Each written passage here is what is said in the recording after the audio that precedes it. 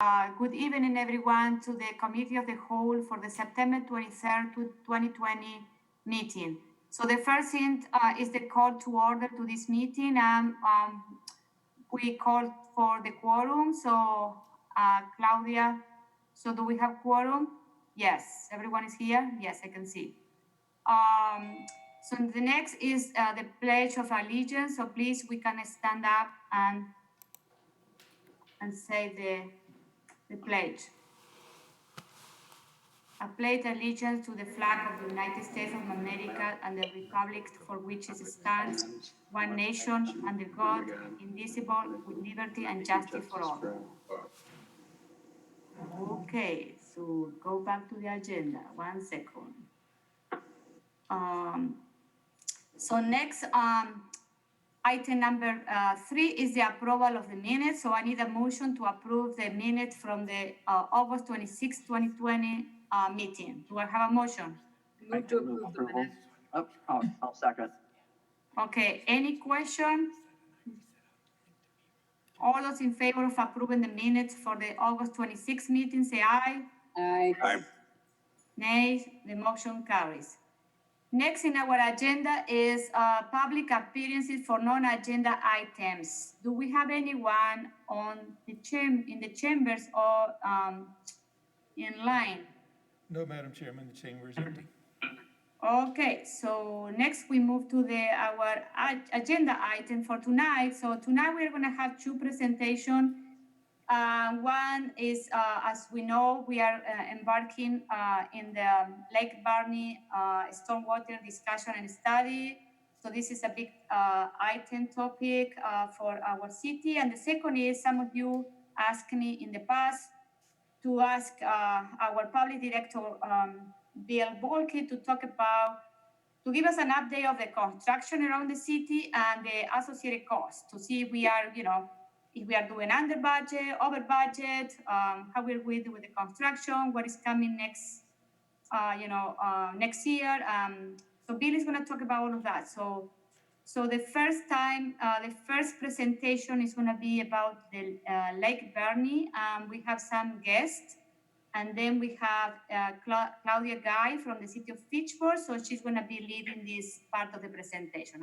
Okay. So Claudia, it's all yours. So there is a presentation in the package about this. Madam Chair, did we want to hear from our guest speakers, our residents first, or Claudia? Yeah, I don't know, Claudia. I think typically residents go after the presentation, but it's okay. Up to you. Yes, let's do that. Okay, let's have the presentation and then we have question. Okay. Okay, great. So thank you for allowing us to come in and speak to you about the Lake Barney project. My name is Claudia Guy. I'm the environmental engineer for the city of Fitchburg. I'm joined today by Nick Hayden and Steve Gaffield, who are with Mars EOR, and they're also on the line and will be presenting today as well. So just to go over briefly what we're going to be talking to you about. Some of this information we covered at the Common Council meeting a couple months ago, so we'll go over that portion more briefly. We'll go over the project team, the area's history, and the goals of this project. Then we're going to review a couple of background concepts that will be important for understanding the concept solutions and the cost-benefit analysis. And then, of course, we'll move into describing what the concept solutions are and the process that we used for that we are currently using for the cost-benefit analysis. Then we'll go into what the next steps are for this project, which will be to provide the actual cost-benefit analysis to council. And then council will use that information to make determinations on the future of this project. The project team includes myself with the city of Fitchburg. Nick and Steve, as I mentioned, are the main folks here from Mars EOR. We also have a sub-consultant, Heartland, who is lending wetland expertise to this project, since the concept solutions would be going through wetland areas. And we've also been working with a large stakeholder group of impacted parties, the Village of Oregon, Dane County, DNR, and also landowner representatives for input on this project. Going into history of the area as well as project goals, Lake Barney is located at the southern end of Fitchburg, near County Highway M. It's part of a group of glacial kettles, including Swan Pond to the west, and it normally does not have a surface water outflow. So normally the kettle fills with water and it eventually empties either via infiltration, evaporation, or evapotranspiration. And one other thing that I wanted to cover on this slide was that under normal conditions, the lake surface is around 42 acres, and you can see that on the right-hand side there. Now, since 2018, we've been seeing very high runoff and high groundwater from abnormally high rainfall. And that's raised the levels in Lake Barney, causing the lake to find a surface water overflow for the first time in over 70 years. The higher lake levels have caused local flooding, loss of agricultural lands, loss of flood storage, and stormwater flooding downstream in the town and village of Oregon. The lake has been up to 7 feet higher than what's normal, and now it's gone from that 42 acres to covering nearly 400 acres. And you can see that the impacts are seen in the city of Fitchburg, the town of Oregon, as well as the village of Oregon. And this is an image that was sent from a landowner, and Tom's actually on the phone. He sent this to me, and I thought this was just a really good image that shows what this area has looked like in the past. So you can see that this home, which in the past has had a lot of farmable land and trees and all of that, is now essentially waterfront property. And this slide just shows some photographs of the impacts that we've been seeing. So the impacts are, generally speaking, surface water impacts, groundwater impacts, and then downstream impacts. So the upper left-hand side shows the surface water impacts, and you can see how close the surface water did get to home in Fitchburg, and that homeowner, Tom, put a dam around his home, an inflatable dam to protect his home from the floodwaters. In the upper right-hand side, we see John Brown's property, who is in the town of Oregon, and he's impacted primarily by groundwater. Groundwater is high enough that it was actually filling his basement, and his sump pumps were not able to keep up, and as a result, he needed to fill his basement with concrete, unfortunately. And then downstream, the village of Oregon has been seeing some surface water impacts because their street there has been underwater several times. I know that they're doing other projects in their area to deal with that better, but that is something that we've seen downstream.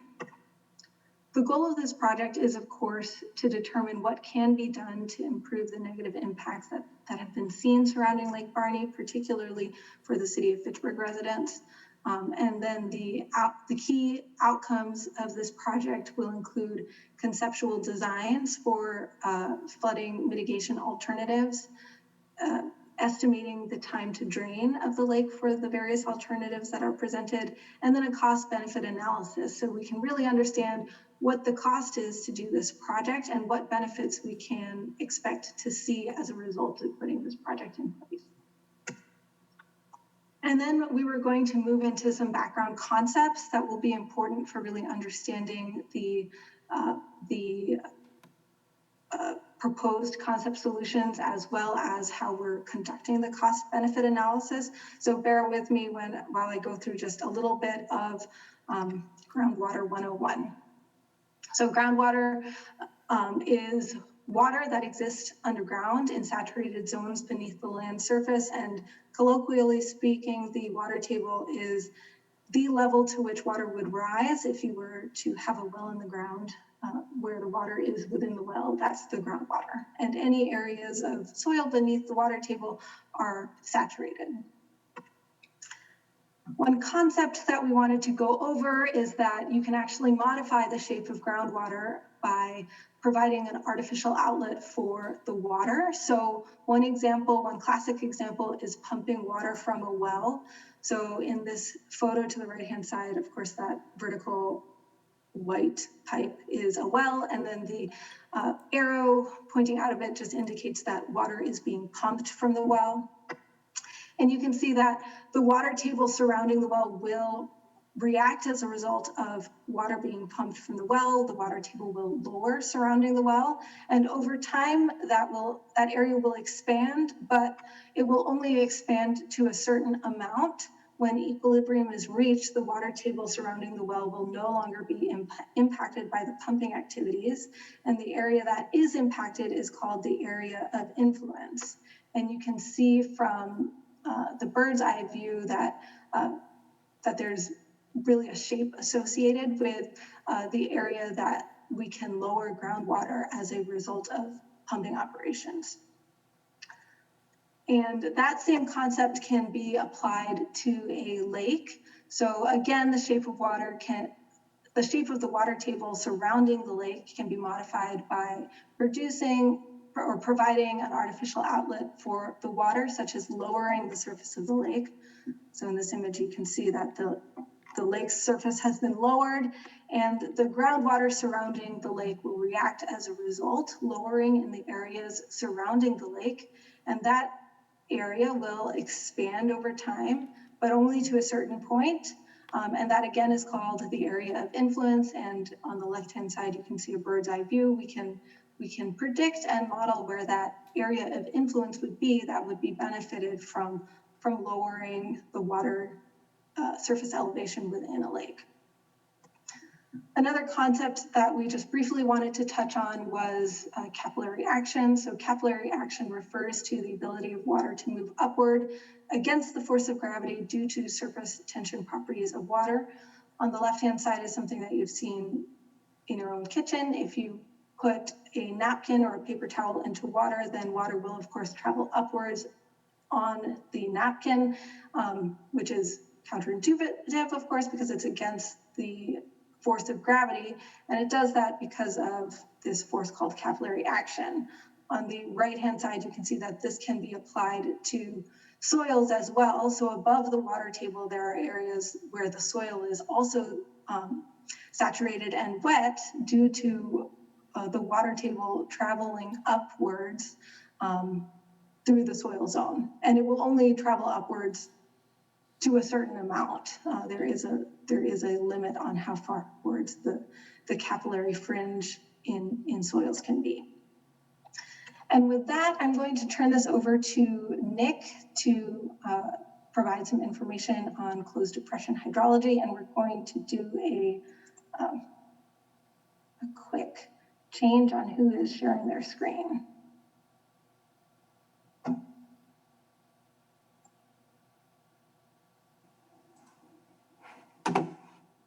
All right, everyone can see this slide that says closed depression hydrology at the top? Yes. Okay, so thanks, Claudia. The next sort of background concept that we wanted to touch on that really relates to Lake Barney is this closed depression hydrology. Closed depressions can also be referred to as internally drained areas or kettles or glacial kettles. But those terms all mean the same thing, which is they're referring to low areas on the landscape that do not have natural surface water drainage under typical conditions. The image on the right is from the Wisconsin DNR website showing a couple of closed depressions in a farm field. And there have been over 2,500 of these cataloged in Dane County by the U.S. Geological Survey, ranging from 1 to 100 or more acres. And so we have a lot of this, and this is a very influential and widespread feature in Dane County. During normal precipitation years, the water levels in surface water features like ponds and wetlands that are found in these closed depressions are relatively steady and balanced balanced out by precipitation, evapotranspiration, and groundwater flow.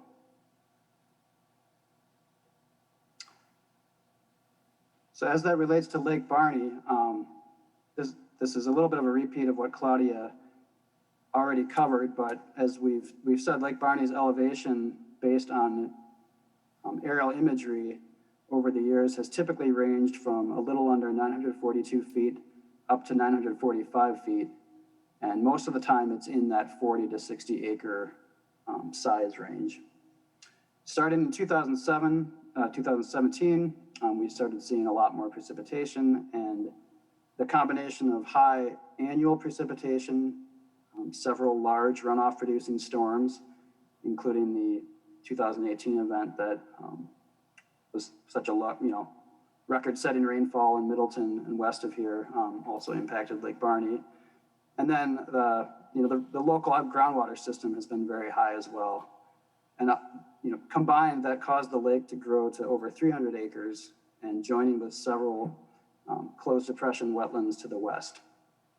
The lake reached a peak stage of approximately 949 feet in 2019 and continued to overflow towards the village of Oregon to the east until approximately July 2020. This project really kicked off in March 2020, and so we've been measuring flow from the lake several times since then, and that's when we noticed it had finally stopped from actively overflowing. And the images, you've kind of seen the one on the lower left before, that's the 2017, showing a more typical configuration of the lake. And then May 2020, you can see that this area really shows that overflow route going to the east across Department of Corrections property, as well as across Alpine Dairy property. And we also wanted to talk a little bit about changing weather and climate conditions. So South Central Wisconsin has been much wetter during recent years. In 2018, we received nearly 20 inches more precipitation than the 20th century average. So saturated soils combined with less available storage in the watershed. So this is referring to the fact that other closed depressions up in the watershed have been getting fuller and fuller over the last several years. Combined that with heavy precipitation has caused more runoff into the lake than typical. The image here is showing the above average versus below average precipitation compared to that the long-term annual average. And you can see it's very stark that there are just one small period of drought in the last 15 or below average in the last 15 years, but we've been pretty consistently high in the last few years, very high. So we can see this this trend appear in groundwater data too. So wet weather has also raised groundwater elevations, which, as it concerns Lake Barney, decreases potential groundwater drainage out of the lake. Groundwater systems change slowly and have a long memory, and so these conditions may persist for many years. These two figures are showing U.S. Geological Survey monitoring wells, and you can see the dark blue trend lines for these two wells in Middleton and Madison, showing a consistent upward trend for at least the last 10 to 12 years. And these are deeper wells, but we've observed the same thing in shallow wells across the county as well. Climate change models and analyses for this part of the state predict slightly higher annual average precipitation in the coming century, but a dramatic increase in heavy rainfalls, and they define those as 4 inches or greater in a 24-hour period. Looking at the watershed and what we've seen in the recent years, we feel that these heavy rainfalls seem to really cause the overflow of closed depressions in the Lake Barney watershed and trigger the prolonged increases in lake level. And as I mentioned, it's tied in with groundwater too, where you get this big inflow of water into Lake Barney, and the groundwater system is high and it doesn't drain out quickly at all. It might take several years to drop back down, even if things get dry. This image here is just showing on the left sort of the previous 30 years compared to projections for mid-century. And the darker the blue, the more days per 100 years with rainfalls of 4 inches or greater. And you can see our part of the state changes pretty dramatically and more dramatically than other parts of the state. But we also wanted to discuss kind of the fact that there are natural wet and dry climate oscillations that can last for years to decades. And it's more difficult to predict how climate change will impact those. One prediction is that summers will be hotter and drier in between large rain events, leading to more frequent drought conditions. We wanted to raise the point that a Lake Barney that is kept low via an artificial outlet might provide less resilience for groundwater-dependent wetland ecosystems nearby during such droughts. The image below is kind of another way of looking at this wet and dry cycle. It's similar to the precipitation figure that I showed earlier, but this is kind of categorizing things as extreme drought to normal to extremely moist. And again, you can see since the year 2000, we've typically been wet and recently very, very wet compared to the past century.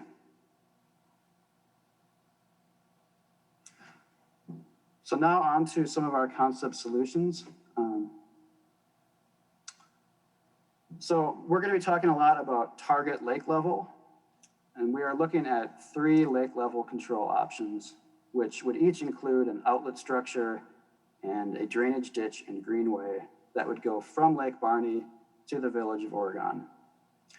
The 3 options really differ in the target lake stage, which is the maximum level the lake will reach before overflowing. So all 3 of the options we cover tonight will have the same core elements. They will have an outlet that will control lake elevation, and it will also control the rate of release of water from the lake. And then a ditch to convey that water coming through the outlet downstream. And again, I don't think you can see my cursor, but where that yellow trace is showing sort of the outline of the ditch, and it would connect to Lake Barney, depending on what elevation we were setting it at, and it would go to the east, and then we're envisioning this outlet along the Rotary Trail, and then it would go further east through Alpine Dairy property all the way down to Cusick Parkway at the very lower right side of the screen. And as Claudia mentioned, there are several potential wetlands, both on the fringes of Lake Barney, as well as in Alpine Dairy property and just to the west of Cusick Parkway that will affect the project design. So these 3 options of different target lake levels have different costs and benefits to the city of Fitchburg. And the goal is to find a balance between the costs, benefits, and long-term maintenance obligations of these 3 options. The image at the bottom is another schematic of looking at the lake and the downstream properties, as well as it gets at some of the slopes and the flatness of the downstream drainage route. And the concept we'll be discussing quite a bit is how the lake level that you're selecting for your maximum or your overflow point really affects the slope of the downstream drainage. And we'll talk about that and how it impacts ditch design and performance in a little bit. So the first option is to construct an outlet at 942 feet. If you'll remember, that 942 feet is sort of the lowest, or kind of it's the level we've seen most typically in aerial imagery from the past on years where they have imagery available. Sometimes it's just a little bit lower than that, but that's been kind of a typical elevation that we've seen. And so the lake would only fluctuate above 942 feet with this option for short periods of time following rainfall or snowmelt, and would only go below this during periods of drought. The schematic that I have in the upper right is trying to show kind of how these elevations and these different options relate to each other. So here it's showing that for option 1, you've got an overflow at 942 feet. You've got some natural variability below that, where the lake can draw down during drought and can get higher. But then it wouldn't go much above that except for, like I said, snowfall or rain events. And I'm also showing this concept that for a large storm, the lake could increase quite a bit if you get some dramatic event, like a 100-year event. But then it would draw back down to 942 feet. And I'd like to point out too that the outlet that we're proposing would control this flow. And so it would be sent downstream at a flow rate that would stay within our design ditches as well as be acceptable to the Village of Oregon's stormwater system downstream. And again, one other thing to point out is I don't think I've mentioned this number, that 947.2 feet is the approximate natural overflow. And so that's the level that's kind of been controlling the outflow during recent years. Oh, excuse me, Nick. It's just going to add one quick point about the fluctuation of the lake level with an outlet for the big storms. As you said, we're constrained by how much water the Village of Oregon system can handle downstream. So it's important to limit outflow to below that amount. The trade-off is the lake level will rise temporarily and store that water until it can drain out. But starting at a lower lake level, that rise has less of an effect than it currently does. So this would be building in some storage into Lake Barney. So it temporarily comes up and then slowly drains down and doesn't come up as high as it is now. Mm-hmm.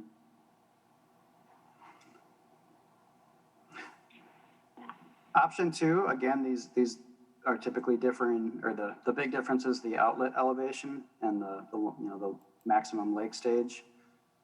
And option 2 is an outlet at 944 feet. Again, the lake would only fluctuate above this level for short periods of time following rainfall or snowmelt. And all the same concepts as option 1, except you'd be, again, starting at the lake would have kind of more natural variability in terms of elevations to bounce around between. But as Steve was mentioning too, there's going to be a little bit less flood storage if the lake's kept at this higher stage. Then option 3 would be an outlet at 945 feet. Actually, I'm going to slide back for just a second. So then the lower right, this is option 2 again with the 944 foot outlet. The image at the lower right is just showing the elevation contour tracing that 944 line. So this would be, quite a bit smaller than it is now, but still sort of a connected lake between those wetlands to the west if conditions were wet. If it went back down to 942, where it has been over many years, then Lake Barney would again be an isolated lake from those wetlands to the west. And option 3 would be the outlet at 945 feet. So that again, more variability in the lake level depending on the current climate conditions, and then less flood storage and just higher water more frequently. You can see in the lower right, it's showing an aerial image from when the lake was between 945 and 946 feet. So you can get a sense of how large the lake was. And that was from 2010.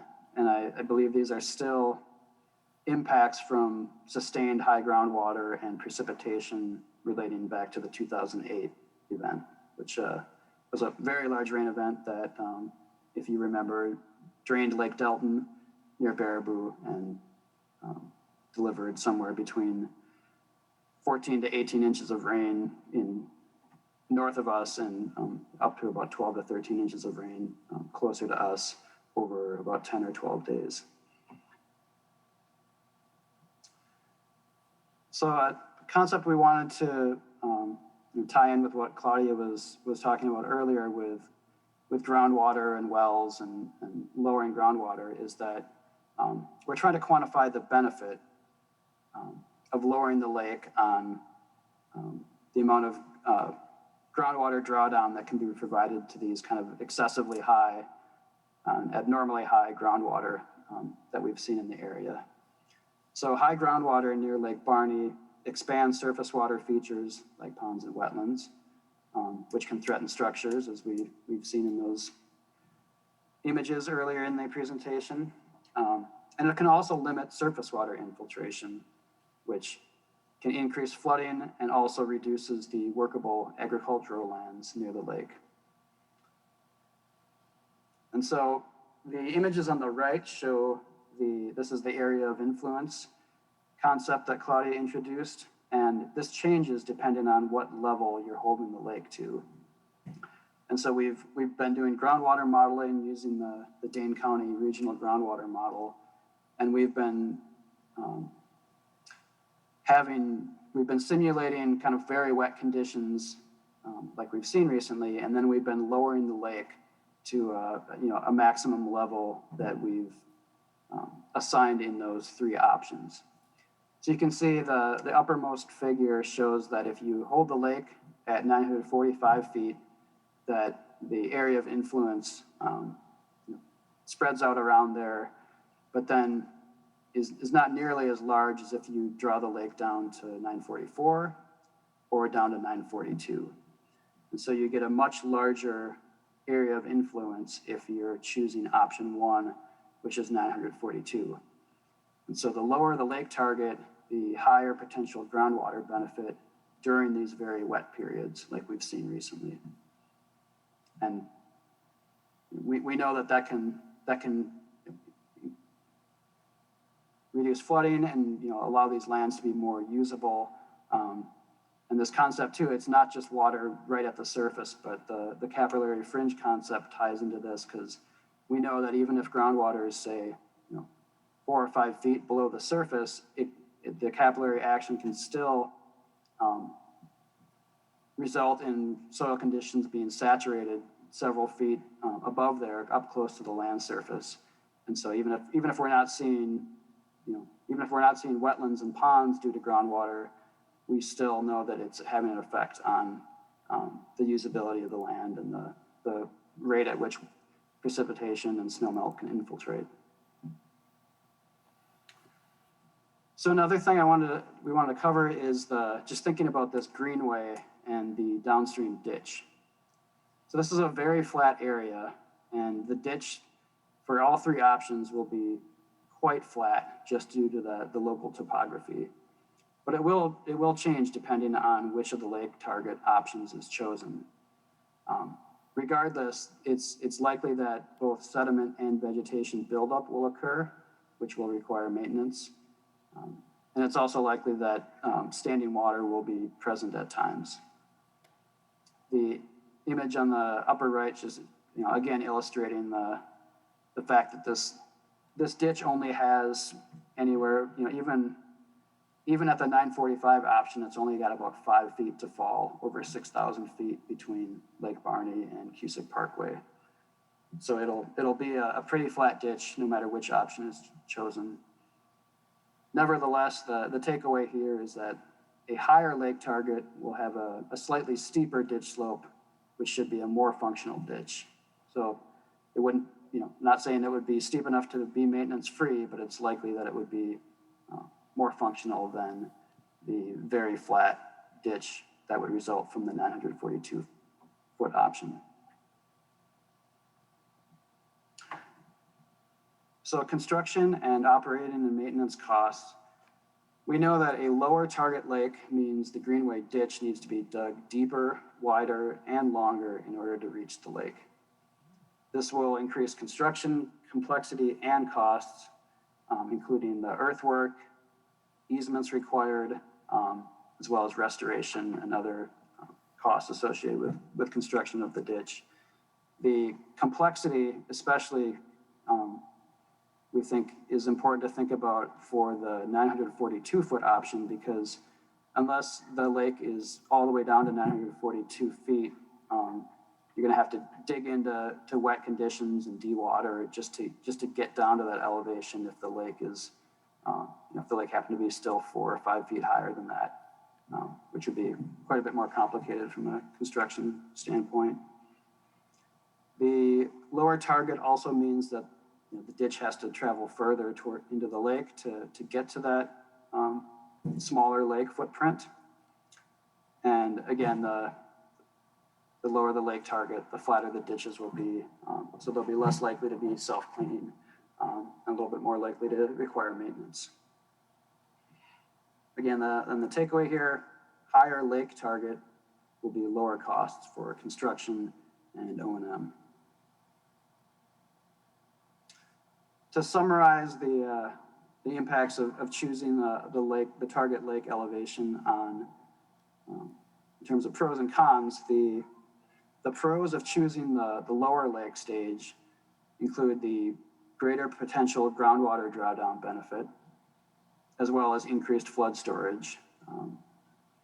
The cons are that the channel will have a shallower slope, increased construction costs, increased maintenance costs, increased footprint and easement required on downstream properties, as well as it limits the maximum water elevation to the historic normal water elevation, which could have ecological impacts in terms of not allowing the wetland to shift around, which it might do under natural conditions.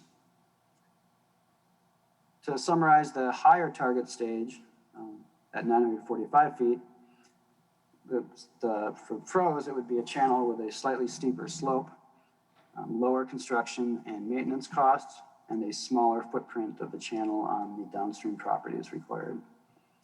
The cons are the lower potential drawdown benefit, as well as lower flood storage. So next I wanted to talk about our proposed process for conducting the cost-benefit analysis. So our goal is to assess the cost, benefits, and long-term maintenance of all three options and recommend the option with the best balance. For the part of the analysis that I'll be discussing today, we're assuming that we're assessing this under wet conditions that persist for several years, like we've seen recently. We're assuming that high groundwater and lake levels can reasonably be anticipated to happen again, which ties into the climate discussion from earlier. And then we're also assuming that the Dane County Regional Groundwater Model is the best available tool to analyze the groundwater system. So we are using modeling to predict the greatest benefit that city residents would realize in a very wet year. And we know that the actual benefit could be anywhere from 0 in a dry year, in dry years, up to this number. So that's, the idea is that there could be years where the outlet would not be in use, where the lake was naturally low. But then there would be years, like recently too, where conditions are very, very wet for extended periods of time where this is being, providing this maximum benefit. So our process for the maximum benefit calculation is, first we want to determine what areas would benefit from lowering the lake level. Next, we want to determine the potential revenue lost from farming that acreage of land in 1 year.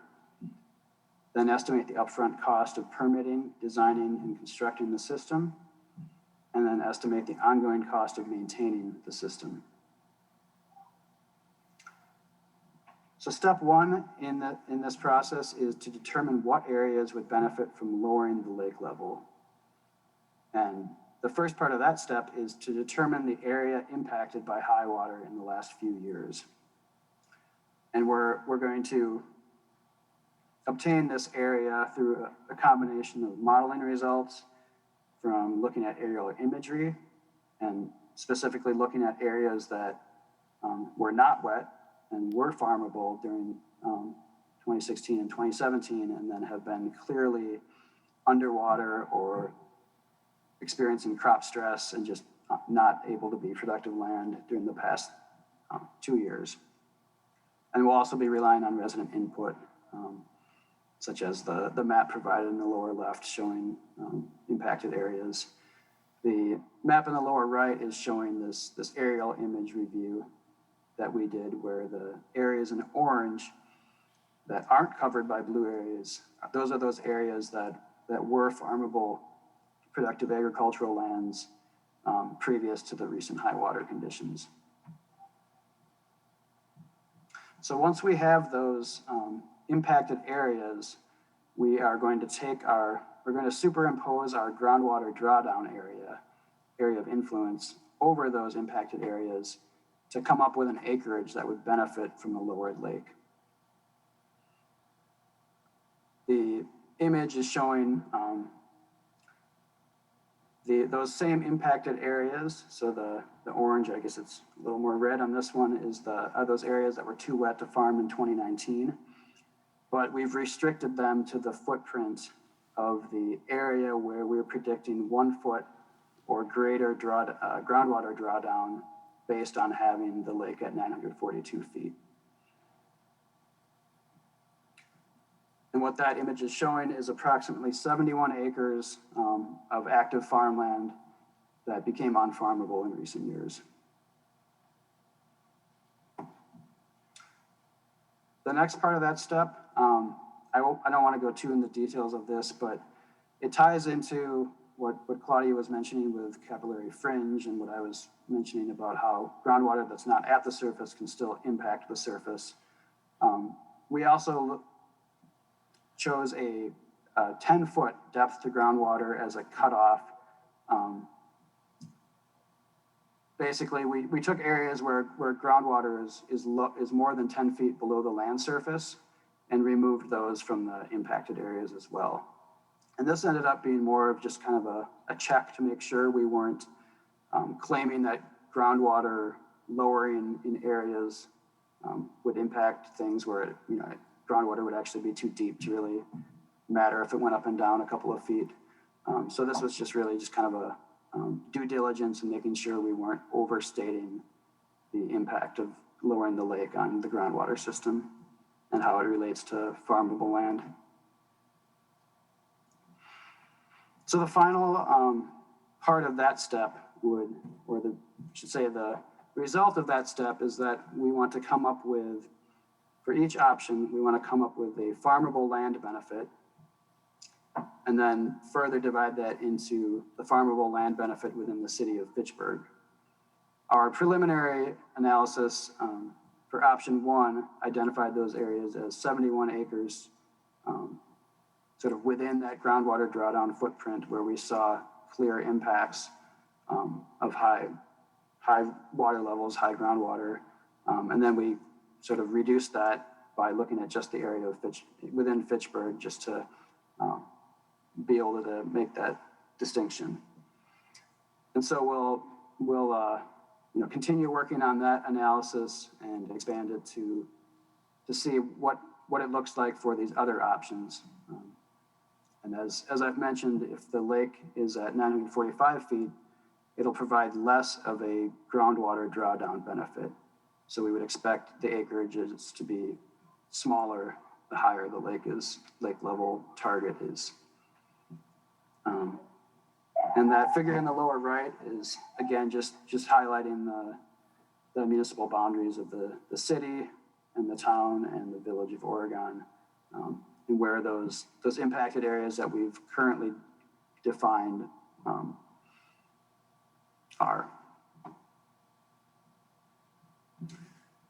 The second step of this portion of the cost-benefit analysis will be, again, looking at those impacted agricultural lands and coming up with a dollar value to put on those farming losses. So we'll be determining the potential revenue lost from not farming that acreage of land in a year. Our plan is to use the USDA National Agricultural Statistics Service to get these values. And just as an example calculation, if you take 30 acres of land that is determined to be impacted by high groundwater and you think would be benefited by the system proposed, sort of on the lower end, you could look at just what's the lost rent if it's a situation where the landowner is renting to an agricultural producer. And this is kind of the low end of the estimated benefit. And our planned approach is to take an average rent for non-irrigated cropland in Dane County, which for 2019 was $174 per acre, and then simply just multiply that by the acreage to come up with that dollar value. I think for this case, we would definitely benefit from talking to some local producers immediate to that area. I think if Department of Corrections, who leases their land, was able to chime in on whether or not that's a realistic and accurate rental rate, I think that will help the project in this analysis. But again, that's sort of the low end of the spectrum. The high end of the spectrum, we are planning on looking at just purely lost crop sales from having land that's not farmable due to high groundwater. And so for that, we're looking at taking average production rates per acre, again, based on these the USDA Statistics Service, and calculating a total sale value of likely corn. And in this case, for 30 acres using those 2019 rates, that works out to be about $21,200.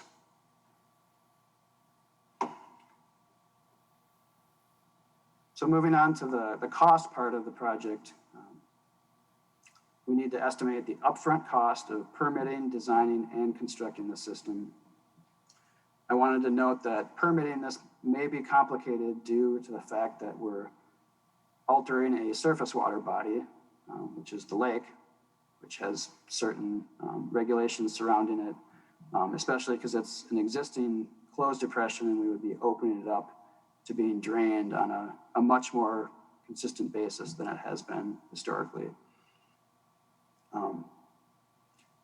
which could have implications on both, it'd be more volume of runoff coming downstream more often, which might raise flags with the county and Wisconsin DNR. There are also possible water quality implications of releasing that water downstream rather than have it sit in that closed depression. It kind of depends on what the nutrient load is in the lake and what they're, what might be acceptable to release downstream. And as we mentioned previously, there are also kind of unavoidable wetland impacts. There are some areas that are pretty clearly wetlands that in the center of Alpine Dairies property that we could probably go around, but in order to tie into the lake itself and the downstream end at Cusick Parkway, those are areas that have been consistently wet and have shown that have been preliminarily identified as likely regulatory wetlands. The design, we think, will be relatively straightforward, although it's never totally straightforward, but we don't have reason to think that it would change very much from the preliminary designs that we're completing for this feasibility study. There's only so much you can do to an outlet in a ditch to really make it complicated. So we think at the close of this study, we'll have 3 preliminary designs that are going to be pretty close to what a final design would look like, absent all the details that would go into the final design. And then the construction will certainly dominate the project costs. There are some items that will be relatively independent of lake level choice. That would be the outlet structure, and potentially the easements, although the wider the easement, the more expensive it may be.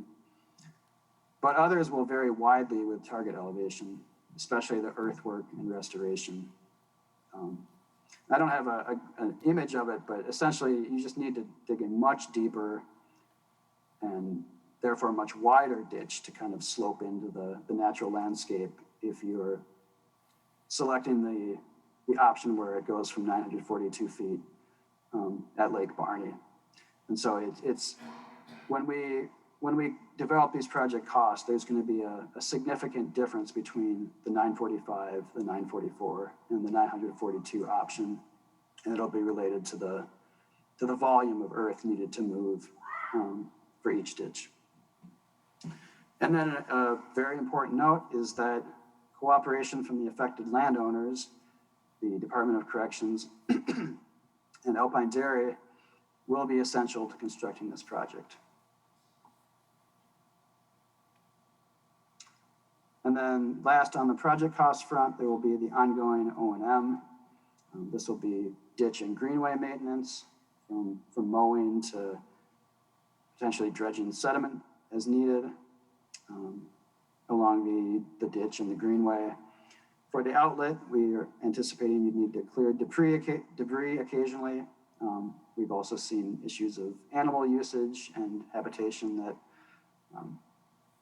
can become a bit of a more frequent need for maintenance. And then just periodic inspections to make sure it's not going to fail, potential sediment cleanup. I think part of the challenge here is that it might be that the higher lake level at 945, there might be years where this outlet isn't used for a long period of time. So it could be that if it might be more likely to become overgrown with vegetation along the ditch and near the outlet in those conditions. So I think this is where Claudia is going to jump back in. And I'll just keep control of the slideshow if that's okay. Great, thank you. So the next steps for this project are going to be, of course, to complete the cost-benefit analysis, which Nick has done a great job of explaining what all of the components of that are. And the result of that analysis will look something like this. We'll have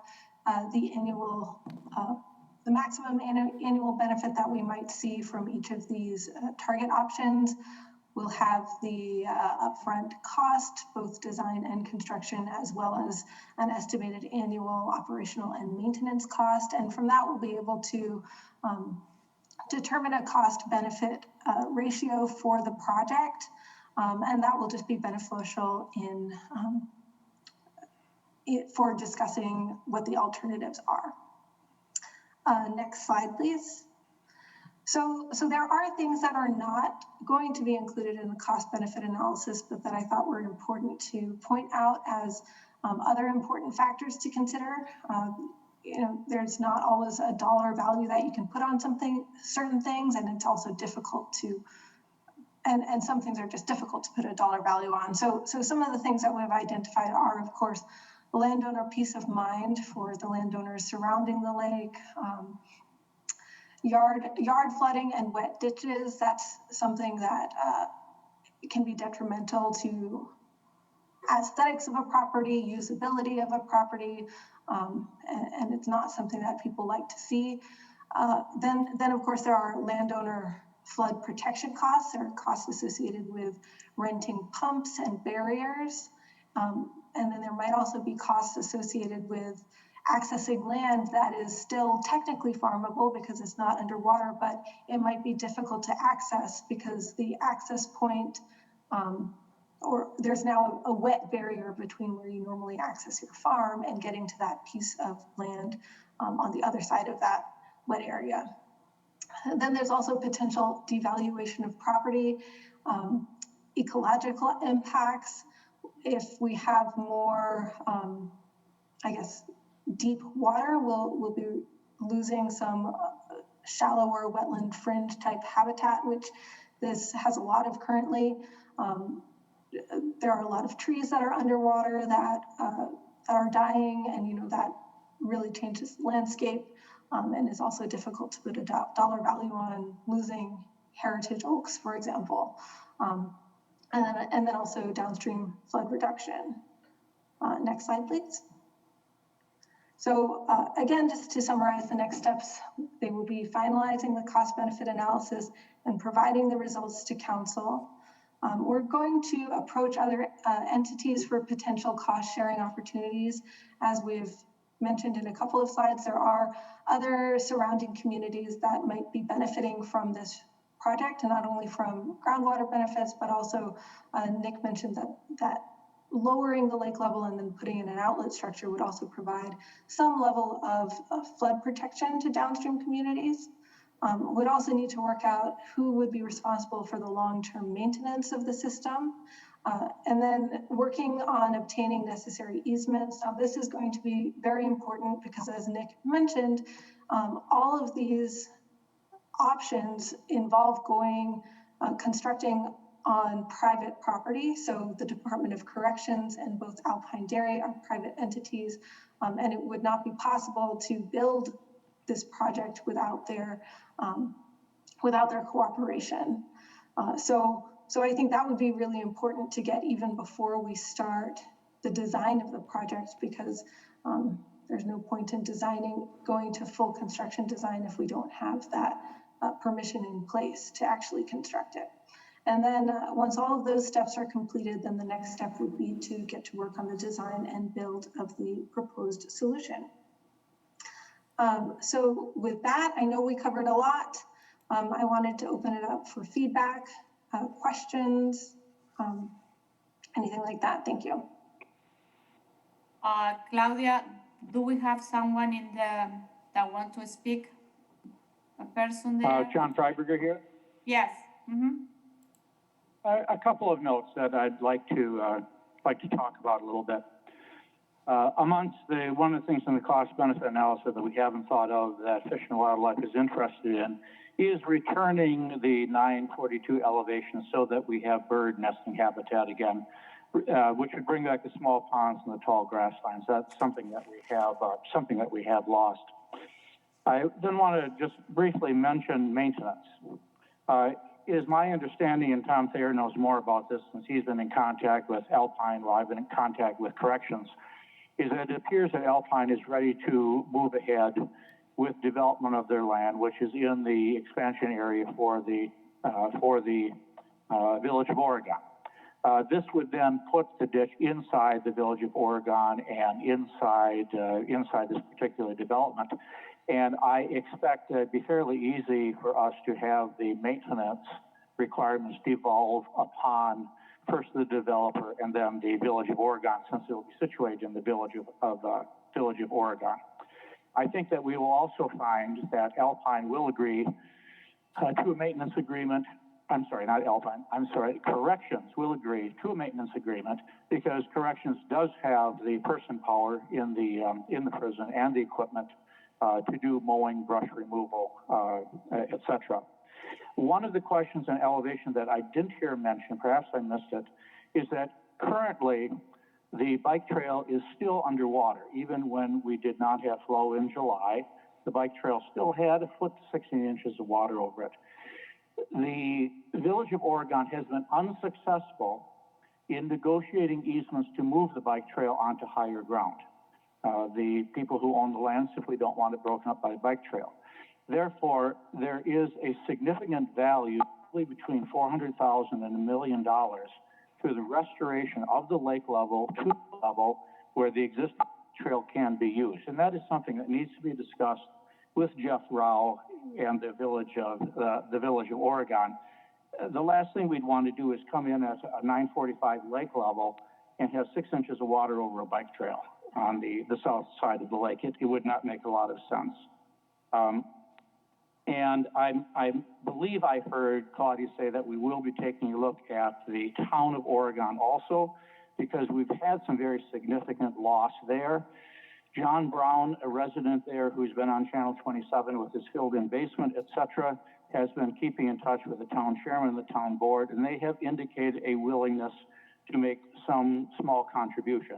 They do not have a lot of money, but it sounds like they are willing to make a contribution towards the project. One other thing to note, and Claudia has information on this from us, is that we have pre-existing ditches that are north and west of Lake Barney, and the landowners in that area, while we have done ditch design and priced out excavation, culverts, etc., are holding off on ditching those areas until we have a system that will control Lake Barney. But what we're going to need to realize is that we are going to have faster water flow into Lake Barney with these ditches restored. And this would include the large pond on our Frostwood Farms area there that you've probably driven past on Highway D, as well as the water that comes under Highway D from Mackenzie's Beemore Farms, and then the Berry Farms, and then the Anderson land. Anderson is also looking at doing some trenching further south that will speed flow into Lake Barney. So these increased flows may have some impact when we are discussing the lake level, because if water gets there faster, that maybe is going to affect the engineer's thinking. I think that's all I have, unless anyone has a question. Okay, thank you. So, okay, so it's 8 o'clock, so I want to ask if members of the council has questions. I have a couple of questions. Sorry, and I did want to point out that Tom was also here to speak on this project as Oh, well. really? Okay. Where is Sure. Tom? John has brought up some very good points that I'm going to bring. But my house is the house with the flood barriers. My 40 acres of farmland, although theoretically by the graphs should be farmable, has not been farmable for 18 and 19. This year I have no income because I just found a farmer who would farm it for nothing this year in the hopes of just getting it farmed so I wouldn't have to maintain it and we could still keep it as farmland. I personally have spent close to $100,000 in flood barriers and mitigation of this. And even in the 08 to 10 area, we lost all of our woodlands. That photo at the beginning, if you look at that Claudia overlaid, which is a photo from 1978, we bought the house in 1985, shows farmland surrounding our house and the woodlands. This has been a major impact on us, major impact on our farmland, as it has to all the owners around here. We saw in March of 2019, the water level overnight, in one night, starting from 6 o'clock at night or 7 o'clock till 6 o'clock in the morning, rose over 12 inches overnight. That's why a lower level of a 942, maybe a 942-44 would work. But if you look at the 945 chart, Nick showed that the max would be 949. At 949, my outbuilding is 6 inches underwater. My lower level of my house has 2 feet of water in it. My finished lower level, which has no drywall for the 2 feet right now. This has impacted my property values. This has impacted my farmland. This has had a major impact on all the farm values around here and all the property values.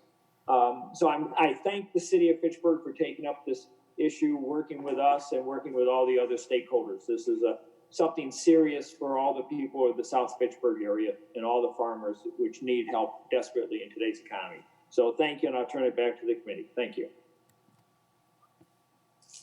Okay, thank you, Tom. So this is very eye-opening for me. This is very concerning, very worrisome. I am looking at a Google as a aerial visual, and I can see your house, Tom. The lake is like the lake is absorbing you, and it's I heard about this issue, but now with this presentation and looking, and it's like wow, So my question to the engineers is, have you considered any other option, or are the only option that you think that that is going to work? Have you considered? There are other issues like saturation of the soil under the lake. All of those issues are caused by the current rains, or is something other thing that is coming from beneath the lake that So I want to understand if this one is the cause of this is the current, the rain that we have had in the last couple of years, or is something another cause that is coming from within the lake? I want to understand that. I guess I can lead off on that, but I'll certainly hand it over to Steve too to discuss some of the, potential groundwater relationships that could be going on. What we often think of these closed depressions when they get high as sort of an indication of very high groundwater. But from looking at the watershed model and the groundwater model, we think it's really a combination of surface water inflows, coming out of these other areas in the watershed that typically wouldn't have delivered nearly as much runoff. But then, the same rainfall over several years that causes this increase in surface water inflow to the lake also regionally raises the groundwater level. And so, groundwater under normal conditions can drain away from the lake through the groundwater system. Right now, it's groundwater near the lake is at the same elevation, pretty much the same elevation as in the lake, so that there's very little movement of groundwater out of the system right now. So they're tied together, and it's all related to increased precipitation, and both of those systems are kind of working together. The surface water is what can raise the lake 12 inches in a night, but the groundwater is what can maintain it at a much higher level than normal for a very long period of time. The 2008 to 2010 experience shows it can be several years before this goes down on its own. And the overflow elevation of the lake now, it's just kind of a little lip on the edge of a really big bowl, and it overflows a little bit until it gets down to about 5 feet higher than the typical levels, but then it stops overflowing, and then it needs to just evaporate or drain away to groundwater, and it hasn't been doing that quickly enough to counterbalance the rainfall and the runoff and groundwater that's been coming in. And I think Steve has talked too about kind of how the characteristics of closed depressions, and we see this in stormwater ponds, can change over time depending on clogging or the levels in the pond. So Steve, if you have anything more to add on kind of the groundwater system. Sure. Well, as Nick just started, it's kind of a double whammy. High groundwater, then lots of big rainstorms and inability of that water to drain away. Like Nick said, thousands of closed depressions around this glacial landscape. You look in urban areas, including Fitchburg, Madison, Middleton, there's lots of these closed depression glacial potholes in areas where the city is built up around it. Now there's more runoff that's gone into them. And that typically clogs up the soil in these closed depressions, as they have this, where they may have used to been sometimes wet, sometimes dry, ephemeral prairie potholes, where when the water went up, it could then start to seep away into the bed of the depression. With extended ponding for months and months and years, that soil tends to plug up and it becomes kind of like a swimming pool liner, and it really inhibits the ability of that water to naturally seep away into the groundwater system. So we see that over and over. This isn't an urbanized area, but it is an area where there's more runoff due to more rainfall. And we might be seeing some of the same thing going on, where it's becoming harder for that water in Lake Barney to naturally seep away into the groundwater system, even when the groundwater is a little bit lower. So that's something that we're concerned about. But it's really, we've got these two things that are feeding off of each other. As far as other options, for gravity drainage, which is the simplest and certainly the cheapest option, this route that goes through Alpine Dairy and Department of Corrections and down to the Village of Oregon, it's really the only viable alternative. While theoretically you could go in a different direction and find lower ground in a stream, you'd have to go for miles and miles and miles to get any place that was low enough to have an outlet. It really doesn't seem the least bit feasible.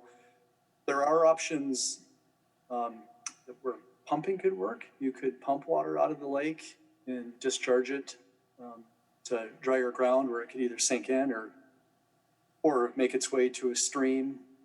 And pumping systems are much more complicated. Looking at that was not part of this project. It is theoretically possible, but maybe an absolute last resort. And certainly the other options are to make the best of the current situation and think about what property owners can do with adapting to existing conditions, and is there any positive, beneficial changes in property use? And I think you've heard loud and clear from property owners here. They don't feel that way. But obviously, looking at, you have to consider what would happen if you did nothing, and what are the implications and what are the impacts and opportunities, if any. Yeah, okay, I don't know if anyone has other question. I have several questions. My other question is, you say that the overflow, you're gonna divert the water to, you mentioned Casic Culver, so it's in Oregon. Where is gonna go this water? You know what I mean? Where is going? It's going to the big lake on the east, or where is going? So I can give my understanding. Certainly, Jeff Rao, who's on the line, knows the system very well. But currently, the water goes through a 15-inch culvert under Cusick Parkway to a stormwater pond at the Cusick-Netherwood intersection, and then discharges down to across Netherwood down into a park, and eventually down into one of the branches of Badfish Creek. They've been experiencing their own stormwater and flood challenges, partially related to these increased flows coming down from the Lake Barney overflow. But they're also upgrading the stormwater, some of the stormwater conveyance there, as well as there's a drainage district in the village that they are working to sort of reestablish and increase flows through there. So that this project, as mentioned, we need cooperation from the landowners, but the village's willingness to take on this extra water, it's likely to be more frequent,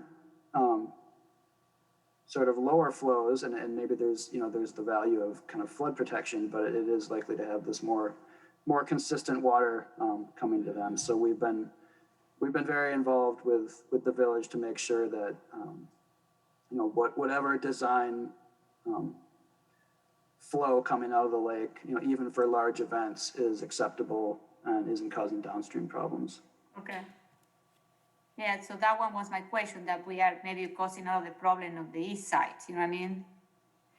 Yeah, we would be designing the outlet. You can have lots of different pipes and weirs and configurations of an outlet, and we'll deliberately design it so it's this sort of slow release even for these large events, and we'll design it so we're taking advantage of the large volume that Lake Barney can hold. Without it's so flat in the lay of the land. It's not like a wall of water comes rushing out of the lake. It's this consistent flow that gets to Cusick Parkway and just ponds up. Currently, there's a large pond and wetland area just to the west of Cusick Parkway that's been I think Jeff referred to it as Alpine Lake. Okay. So, any other question from the elders? Okay, I have more questions, so no one say I'm gonna continue. So my question to you is, Are you not Gabriella looking at your and Dorothy. screen? yeah, but I don't see your, I see half of you, you know what I mean? So, Gabriella was first, and then I saw. oh, Dorothy, I'm and then sorry, Gabriela. Okay, And then Gabriela. I saw Aaron. Okay. Okay. So I don't see you guys. I see only a couple of people on my. Okay. Let me see if I change this. Okay, now. Okay. Sorry. So who is next, Gabriela? Should I go? Okay. Yes. Okay, I have a couple of questions. This is a fantastic presentation. I really look forward to hearing the final results. I have a lot of concern about geology in Fitchburg as a whole, especially as we continue to grow. My background's in geology, so I'm very interested in all these details. But I hope I could get some general answers to the bigger picture. So I appreciated that number that there's over 2,500 of these closed depressions in Dane County. Do we have a sense or any maps that can show us how many of those exist in the city of Fitchburg and where they are exactly? Yeah, there's that, the image that I showed there is the U.S. Geological Survey product. And I think they were working in tandem with Dane County. But that should be available as a GIS layer, and there's no reason that if it is, which it should be, that just clipping that to the boundaries of Fitchburg would be a simple task to do. But I want to know is Claudia, do you know the inventory? Do you have any idea?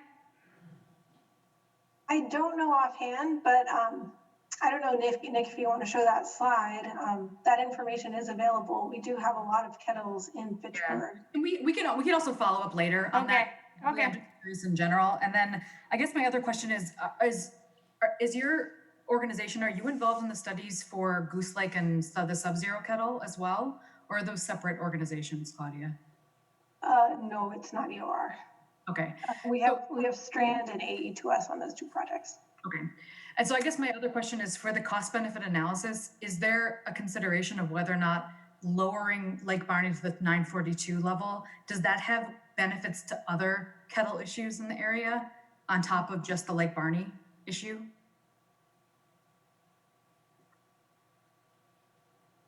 So the only benefit would be if there are other kettles that can dry out more quickly because of that area of influence, that would allow those other kettles to dry out more quickly because they'll be able to infiltrate more quickly. But outside of that area of influence, we don't see a potential benefit to kettles outside of that area. Okay, so it probably won't, the benefit won't extend to those areas that we're looking at that are already of concern? Oh, no, not to Sub-Zero or Goose Lake. Okay. And then I guess two last questions. Are there any grants available if we preserve wetlands and create bird habitats? Is that something that we can look into, federal grants, to make sure that those environments are preserved? Or is that something we can look into? I guess maybe you don't know the answer, but. There certainly are federal grants for wetlands and wildlife habitat. Whether this project would be eligible or not is a good question, but that's something worth evaluating. Yeah, because we would only get those benefits at the 942 level, right? It wouldn't, those higher levels wouldn't result in those benefits. It would be more of that benefit at 942. 944 would create some, especially over on the west side. There's Swan Pond, which is the water body just on the east side of Fish Hatchery Road. So over in that area, the higher lake level targets would produce some of that benefit, but it certainly would be substantially more at 942. Okay. All right. Thank you so much. So who is next? Aaron? Okay, go ahead. All right. I just wanted to, say that this is something that has been a problem for a while, and the city kind of ignored it for longer than it probably should have, and that's why in the past year it's so important for me to start this process and really try and find a solution, because the way it is right now just isn't good long term. And I think our goal probably should be, try and get to that 942 because of the benefits. Climate change, these big weather events, they're not going away, and we're going to have more and more of these.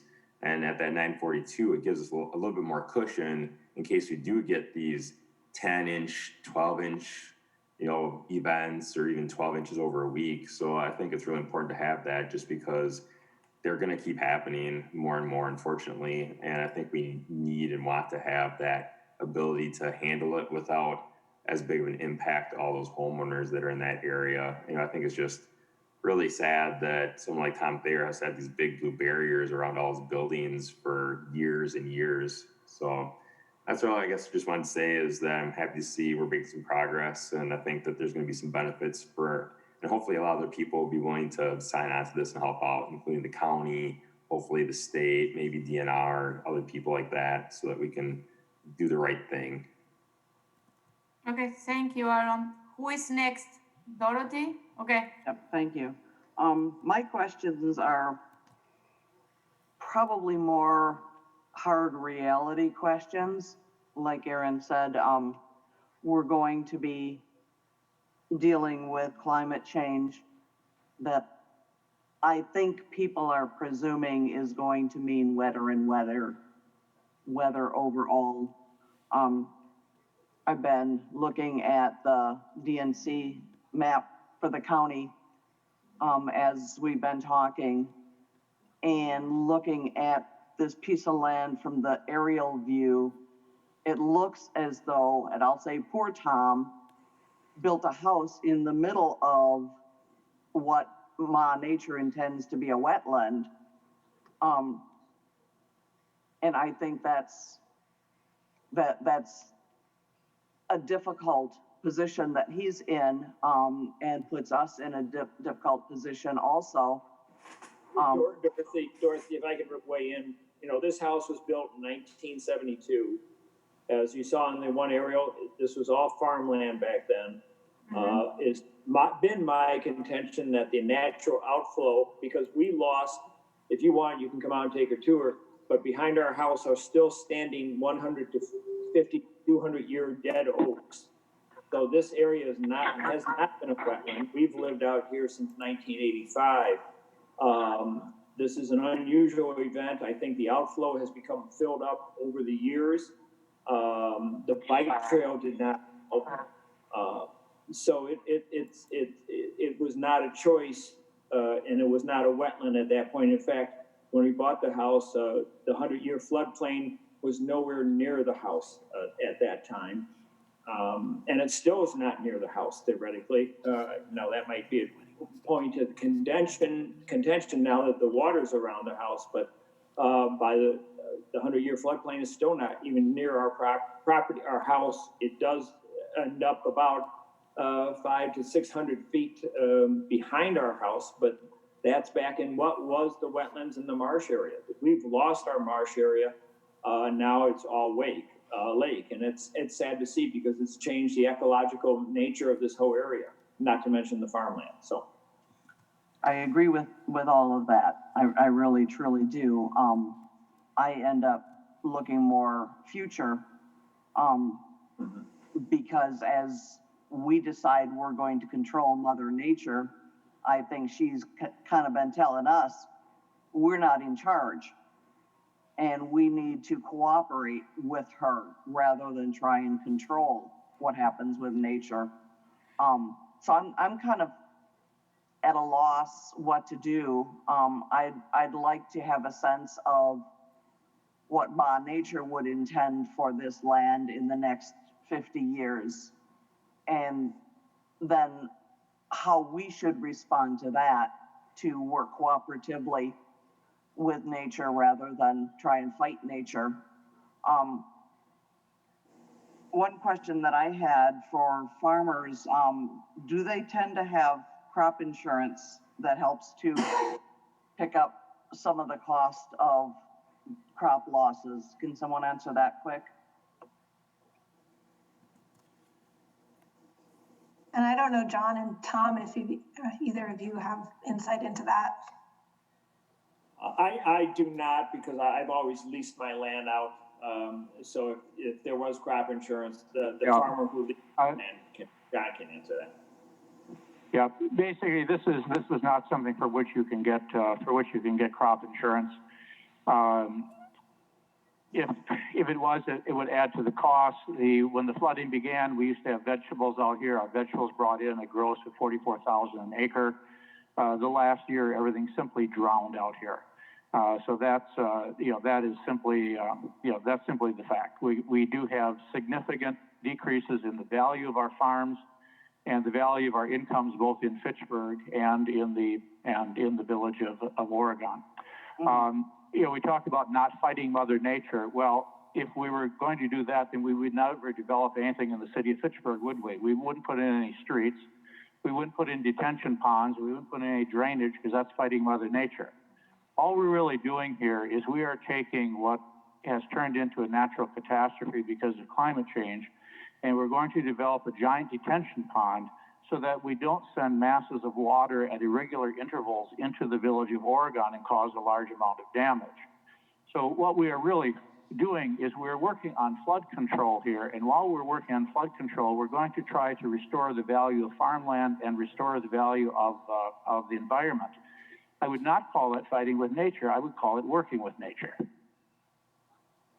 Okay, I thank you, appreciate John. that. Okay, so I have another question. I have a question as so- well when you're finished, and so does. who is next?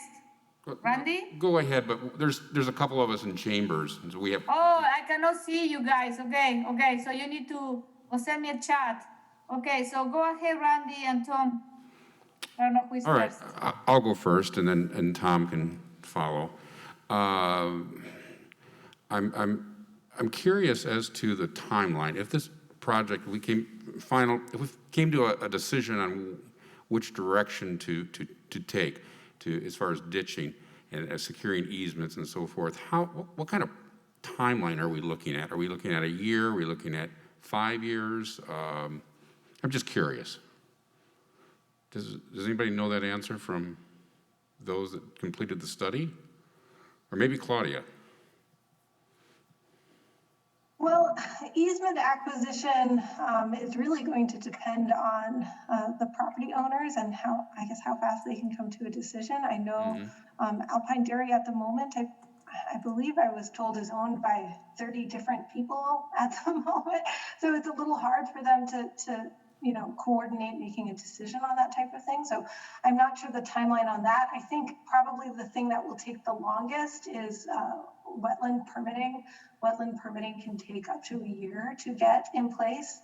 I think easements and wetland permitting are probably the two wild cards on how long this will take in terms of actually designing the project. That could take 4 months to do, but some of these other steps that need to happen prior to the design could take quite a bit of time. Okay, thank you. Who is next? Tom? Tom? Thank you. I guess, Claudia, I have a question for you. I know I've been to some of these meetings, but obviously not all of them. But question for you is, it's already been hit on about these grants. Is there any reason why we haven't applied for grants for this? I mean, I don't care. I'm including the water, the birds, the land, everything we can. Why haven't we applied for grants? Now, maybe we have, but let's get on that and apply. And we did apply for one. I don't remember offhand what it was called. I think it was the Dane County Flood Mitigation Grant, might have been what it was called, but we did apply for that. And unfortunately, we do score low on the grant ranking criteria because what they're looking for in those grants is homes that have been flooded out, and a lot of this is agricultural lands that are being affected and roads that are being affected, but there's no loss of life, there's no, there aren't hundreds of homes underwater, and those are the types of things that would really allow you to score high on those types of grants. So it's definitely something we're going to keep looking for, but unfortunately, there aren't many grants for these types of projects, and the one that we did apply to, we did not receive. Okay, I hear you, but if there's any question with any of them, I mean, we've got some homes here. One person filled in their basement, and we've got another individual that put thousands of dollars around his house to keep it dry, and I'm sure there's others out there, but just food for thought. That's all. The other question I have, it's actually for John that concerns me. This jumps right out on the page. and I'm on, sorry about that, I had to bring it back up on the computer. I'm on page 49 of 54. I'm on the bottom that, John, this note on here really concerns me. It says, note cooperation from the affected landowners, Department of Correction and Alpine Dairy. If we do 1, 2, or 3, or pick a number, and I just don't want to see us running into a brick wall with this. Are you pretty confident that Department of Corrections, which I don't always agree with, and Alpine Dairy and the landowners, are they on board here? Or I sure hate to have this and then have a problem. Yeah, what we have, Tom, is first, Tom Thayer and I have split things up with John Brown, who is a resident on in the town of Oregon.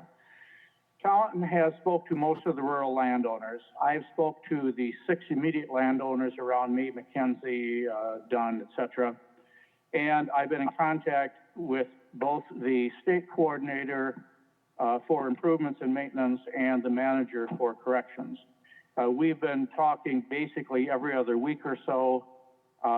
Corrections, Tom and I have procured a contract to do wetlands delineation.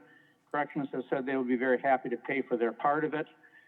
They're already working on some cropland restoration, and they have said that they are interested in cost sharing. They really want their land back. It's very important for their program that they have work for the people at the farm.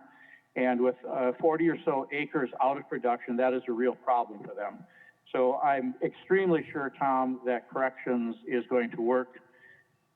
Alpine has its self-interests.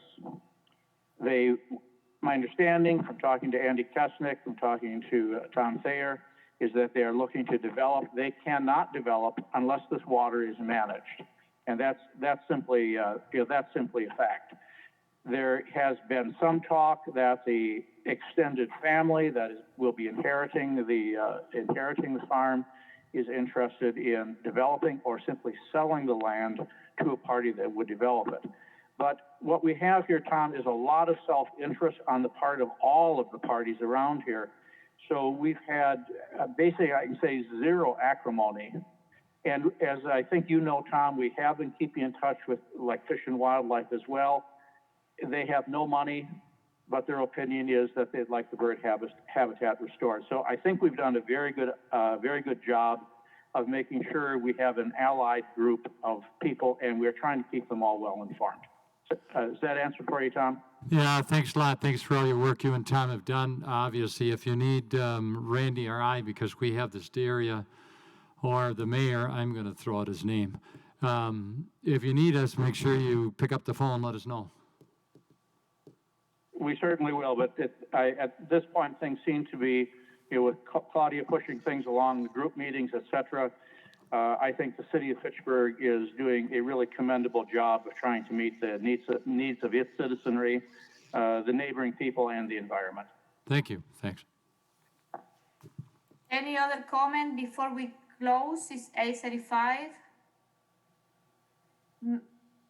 Okay, I want to, first, before I forget, Gabriela, I want to, so now my question is, when we are going to have the final proposal in front of us, Claudia, when we are going to have so we are going to go with option 1, 2, or 3, and to have an idea, I imagine that this project is going to be very costly.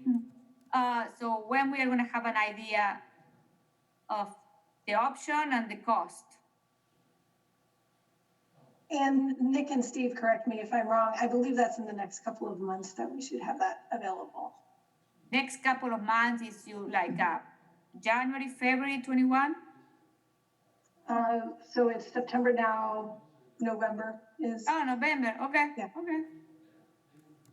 Okay. Gabriela, your last question.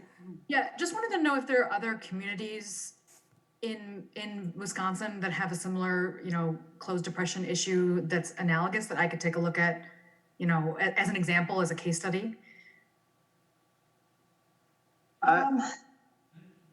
I would say I don't know enough about the situation to talk fluently on it, but I believe Fish Lake and Crystal Lake in Dane County have had their hands full since 2008, and maybe before that with similar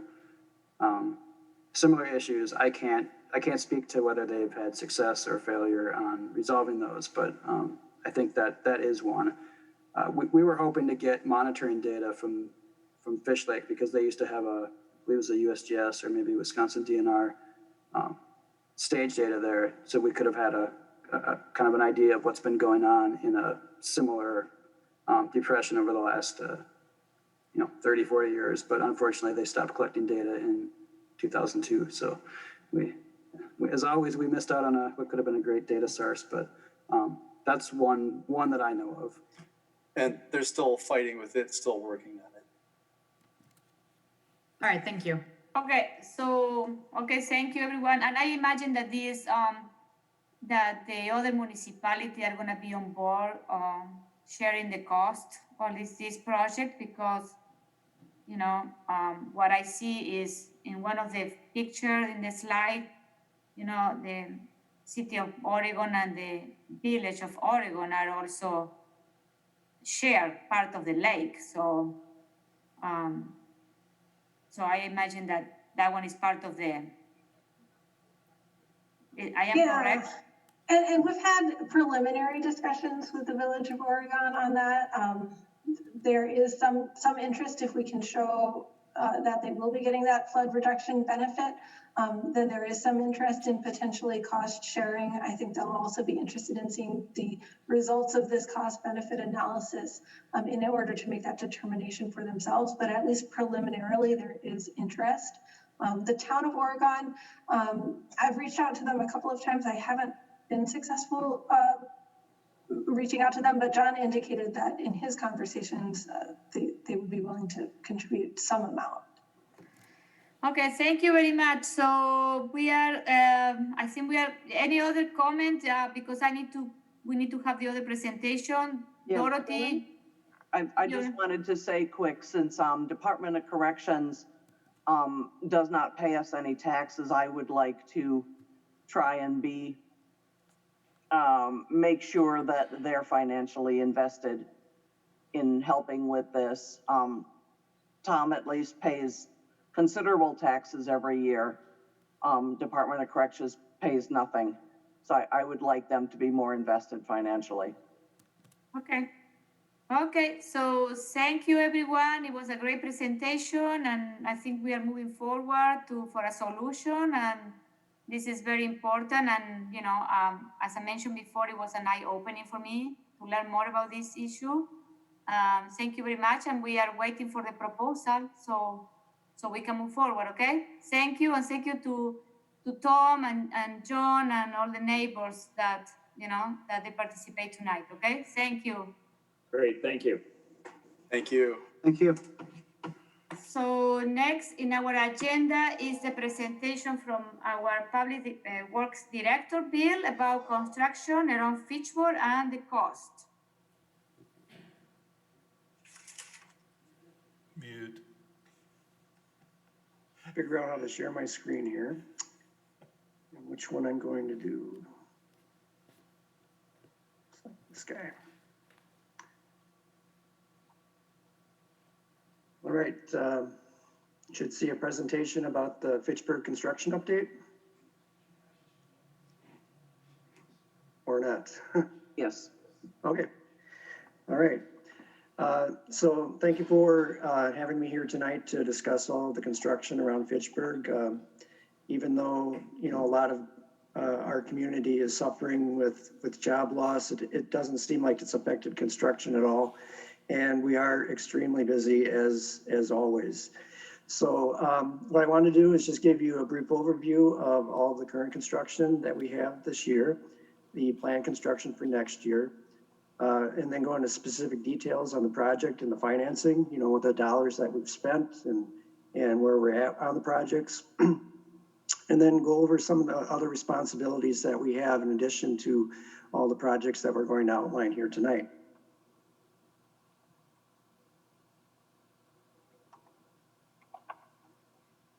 And it's not advancing here. There we go. So we started out with a map in January that looked like this, that showed our major road construction projects coming up here in Fitchburg. And they impacted McKee Road, Commerce Park Drive, the Beltline, Fish Hatchery Road, McCoy, the signals, or the signal at Lacey and MM, Central Park Place improvements, Fahey Glen extension, and Irish Lane resurfacing. And most of those projects have been started and are ongoing, but a few of them have shifted off into future years due to either state funding shifts or just the capacity to be able to get things done this year. So I'll go over all those when we go in detail. But while these are the major construction projects, I think you'll kind of be surprised, or maybe you won't be, at how many projects we have ongoing in our Department of Engineering here. So these are the road projects and development projects that we currently have or will be doing next year. McKee Road, Fish Hatchery, Lacey signalization, resurfacing, chip seal, crack fill. You got the whole list here, and I'll go through those in more detail later on in the presentation. We're also overseeing, over a dozen construction projects in development. Central Park Place, Uptown, Terra Vesta, Crescent Crossing, Terra Vesta First Edition, Second Edition, Brown Business Park, Bowman Drive. I mean, so we've got all of these different projects that we have here in Fitchburg. And I just want to go over those tonight to let you know where we are with the financials on it and where we are with the capacity to be able to get those done. So I'm going to start out with McKee Road. And what you'll notice with the presentation is that it starts out really cool. And then as it gets further in, there's a little bit less detail. And finally, at the end, I'll be reading to you off a piece of paper because there is a lot to cover in this presentation. But this shows McKee Road, some of the key construction things that have been going on so far this year, the conflicts that we've had, and where we are on budget. So you notice quite a few pictures in there with a lot of pipes and cables, and we had to go up and over and under. This is the major corridor through Fitchburg, the east-west corridor for all the utilities and private power and gas. We have to go over 12-inch gas mains and high voltage lines, and it's very difficult to be able to get through that. And the contractors have let us know that too, that when they bid a project, they're hoping or assuming that they'll be able to work every day and without conflict or minimal conflicts, and they'll bid it that way. So when we uncover something due to a mislocated utility, or there was a bad design issue or something like that, it causes those contractors to stop, and we have to figure out a solution to get around or go work somewhere else. And for McKee Road, I'll have to give the project construction engineer a lot of credit. Very sharp person. His name is Barry Larson, and he redesigned the traffic control out there to be able to keep the contractor working and jump around and get things done. And, coming up with on-the-spot solutions, going over pipes, under pipes, things like that. So, he's been able to minimize those costs of delay by, just staying on top of things and making sure that everybody's in the loop, very good at contacting everybody and making sure that we're doing, we're able to get it done on time. And from what we're looking at here, even though we started out pretty rough, we are looking at still completing that around the 3rd of November. And like I said, the bridge will be opening up September 30th. And I think we'll be reaching out to, some people will do a small bridge opening or, something of that sort when that opens up. But this is a project that began way back, probably before 2014, where we saw an issue of Badger State Trail crossing McKee Road, safety issue, a lot of bikers trying to get through. And at that time, we had applied for some hazard funds. We applied for, there's some other grant for bicycle improvements, didn't get that. And then we applied for the urban STP urban funding, the surface transportation project funding through the MPO, and we did receive the funding for that. So they paid for about 60% of the project through a state grant, and included in that is the bridge that's going over McKee Road right now. The design engineer for this was Strand Associates. It was led through the Department of Transportation. Well, we received 3 bids back in April, or maybe it was March. And Integrity Grading and Excavating was the low bidder on the project. And they've been pretty good to work with to help us out, get around, you know, those conflicts that we came through. We're also funded through Dane County contributed a portion to the project for the bridge and the resurfacing. City of Fitchburg, Geodet, and TID 6. And some of the utilities are paid for through the rates. To date, the expenditures are a little over $5,100,000, and for the construction and DOT oversight, the grant is capped at $3.81 million, and we have about $876,000 left in that grant, and then the remaining is going to be 100% City of Fitchburg. Like I said, we do have a little bit of offset from the utility and the TID. For those construction costs, but we're probably this next pay estimate that goes out, we won't be seeing any more contribution from the state on that. Like I said, we had some significant issues from the start. MG&E electrical transmission main, there is a vault that was located at the intersection of Seminole. And part of that construction there, we lowered the intersection to be able to improve the sight distance through the intersection to increase capacity for signal timings so that we can have, you know, conflicting left turns at the same time and through movements. When we did that, the vault had to be lowered. And unfortunately, that vault was located inside of an easement, which means that when you relocate those in an easement, they're compensable. And this was a major construction cost that came up, a contingency that we didn't plan for, but we do have the contingency in there, but it did use up most of that contingency. The cost of that is nearly $500,000 to lower that one vault. Yes, $500,000. It's the major east-west feed for MG&E. And they couldn't just lower the vault. They had to reconstruct the entire thing.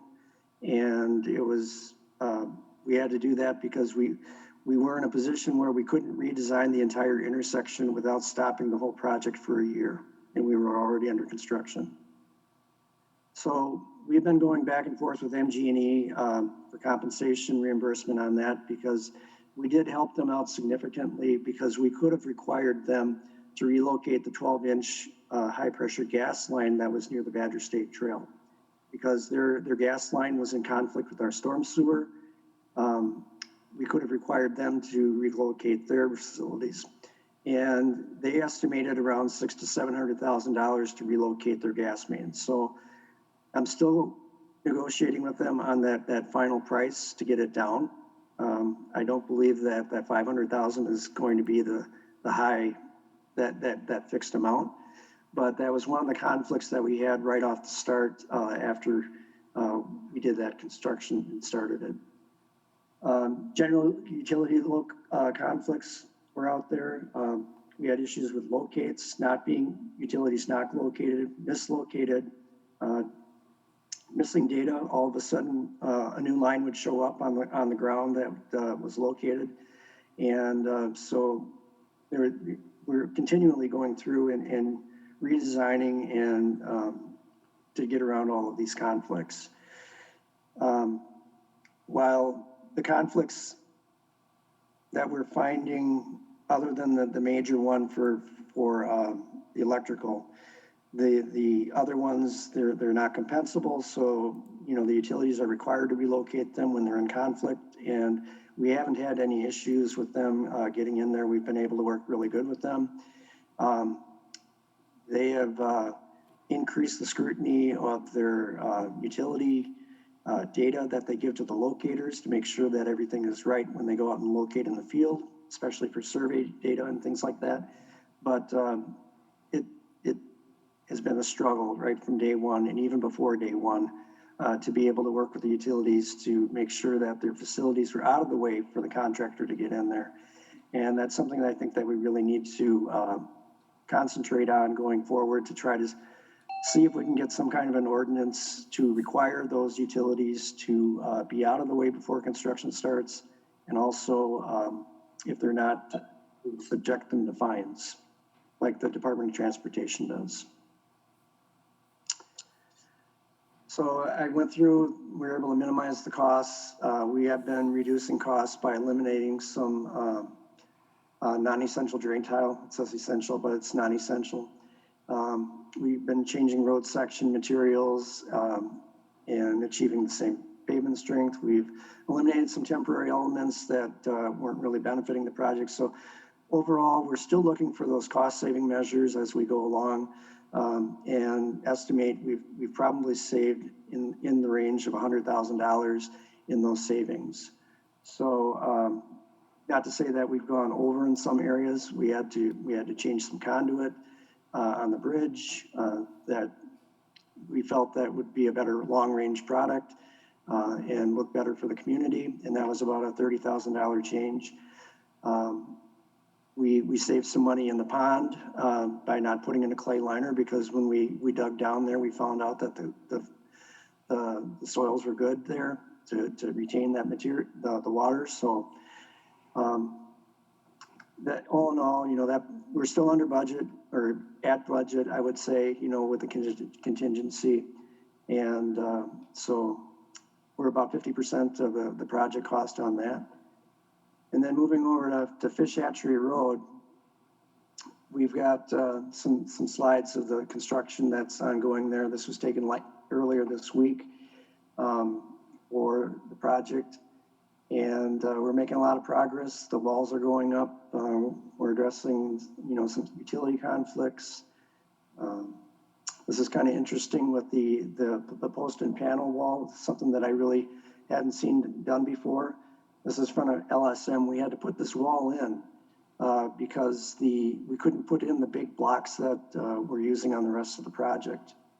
We were able to recycle all the concrete through and use it on the project. So we had some cost savings there. Back to the wall again. The foundation was above the retaining walls, so we could not put those large blocks in without undermining the building. So we had to put in these posts, the panels, the drainage, and then on the front of those, they're putting in a cast-in-place form liner that will match those big blocks that look like this.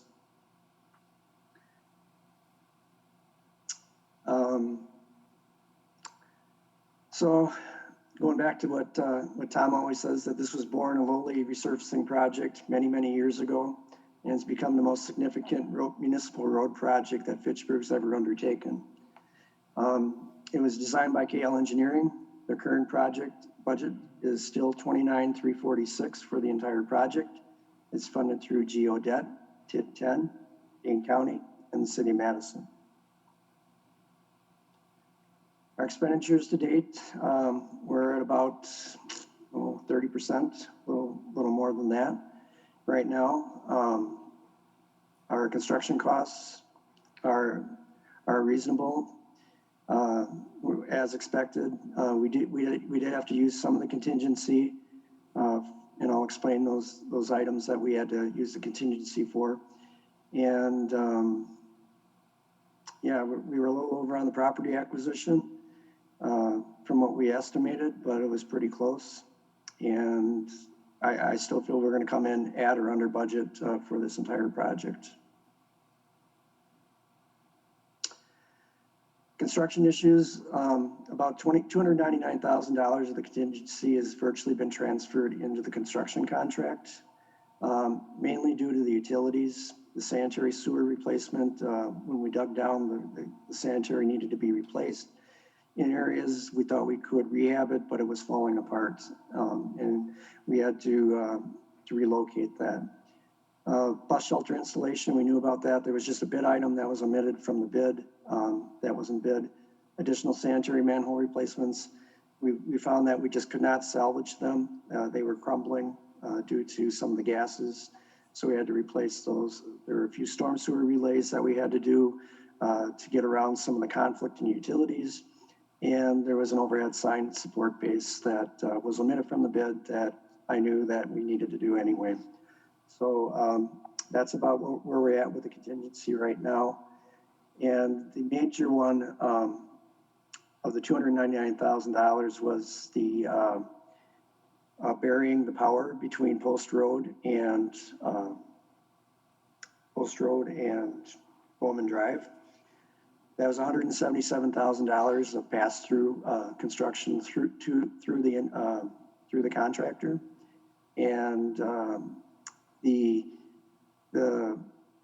as the area develops, if they were going to be requesting any TID money for their developments in that area, we would discount that cost from their ask. So we're aware that it's going to be a pass-through cost if you choose to do so with the TID in the future. And so that's why we elected to do it right now, because while the roads opened up, it would be a lot less expensive than to put it in later when all of the services need to be redone. So we're looking to complete this stage of construction in about 5 weeks, and then we'll be switching the traffic from the inside lanes to the outside lanes, finishing up the median area with the landscaping and streetscaping. Traffic signals and street lighting materials with COVID have been delayed. We don't think we're going to get those in before the snow flies, and if it's possible to get them in safely and do it, we will do it. But we may be in a situation where we have the temporary traffic signals up through the winter until spring when we can get the lights up.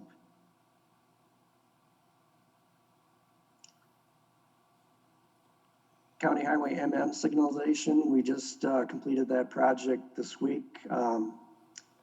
They'll be turning them on to red, green, yellow tomorrow. So if you're heading through that area, make sure to watch out for the lights changing.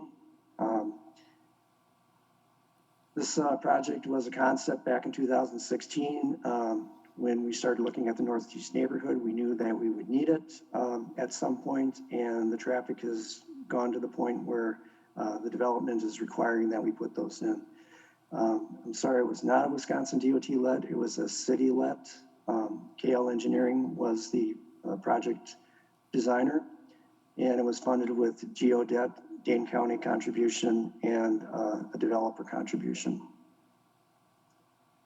Budget was $589,936. Our expenditures to date are $501,525, and there's the breakout for where we are with the particulars of it. Didn't really have any construction issues with the construction of this. Contractor will be completing some drainage repairs in the area in the next couple of weeks, and they're doing that at no cost to the city. So that project's probably going to be a wrap within the month. Our resurfacing project, this is Commerce Park Drive. We did run into some issues with this project. We had some bad soils, very wet soils. We ended up putting in drain tile, undercutting the entire road, putting down geogrid. It didn't show the picture that the problem that we had there with the water. We had about a foot of water when we took the pavement off. It just percolated right out of the ground and sat there. So we had some serious drainage issues that we had to take care of. So we used up probably about $20,000 worth of contingency to be able to repair that road and make sure that it doesn't do that again. There's about 38 inches of asphalt, gravel, stone in that area where it's super wet, and it's going to last for a good number of years coming up. The city engineer, City of Fitchburg, did the design on it. various city funds funded it, whether it's through the resurfacing street projects or park paths, things like that. The budget was $1,253,000. We have not made any payments to date on that. So, but we do have quite a bit of the projects done. Irish Lane, we had an issue out there. The pavement was actually 12 inches thick. We were hoping it was 3 inches thick. So it did, we had a change order on that one because it took longer to pulverize the material. And then we had to remove some. So we had a change order on that one, but it's covered under the contingency that we have. It's under that. And so we've had a few issues with the resurfacing project, but overall it's been going pretty good. The contractor's good to work with, and we'll come in under budget but we'll have to use some of that contingency to get some of these resolved. The Sain Road reconstruction project is one that's coming up in the capital improvement plan for next year. The project is a reconstruction from Aurora Drive all the way to McCoy, where we're looking at an urbanization, where we'll be improving that with curb and gutter, improving the drainage. We're looking at the intersection improvements to Lacey, East Sherrill Parkway, Central Park Place, 9 Bark, Aurora, and McCoy. So there'll be intersection improvements throughout there. Right now, the design contract that we have negotiated with KL Engineering is going through the council. I'll be giving you, more information regarding how we selected and the process we went through. So you'll have that information at the committee level because I understand that the information is not as thorough as you probably would have liked and have a lot of questions. So hopefully I can get that in there tomorrow and so that you'll have that information. But we're planning on designing this project in 2021, and due to 2020 and 2021, due to when we project the design to be done, which would probably be June or July, we probably would not receive very good bids given the late construction timeframe. So what we're going to do is use the time frame between July and February to get the utilities relocated out there, make sure that all the property that we're going to need is acquired for the ponds and the streets and paths and everything that we need out there for the improvements. And so we'll be sitting in good shape by February so we can get some really decent bids for the construction of this. One of the questions that was asked is, hey, can we bury the power lines that are out here? And honestly, it's about 1.8 miles or 1.3 miles of roadway, and it's about $1 million per mile to bury them. And I don't think that we have the capacity to do that. So I've kind of made that judgment call. I'm not even going to bring it up because I don't think we can go down that path. So the power lines will stay above ground and for this project.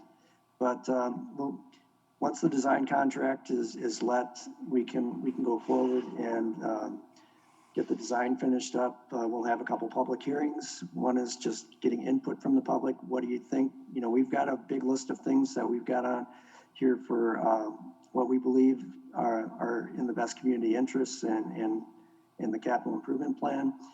But there's a few things we probably haven't thought of that we're going to be getting some initial input in, and that'll probably be around Christmas time, January, when we do that meeting.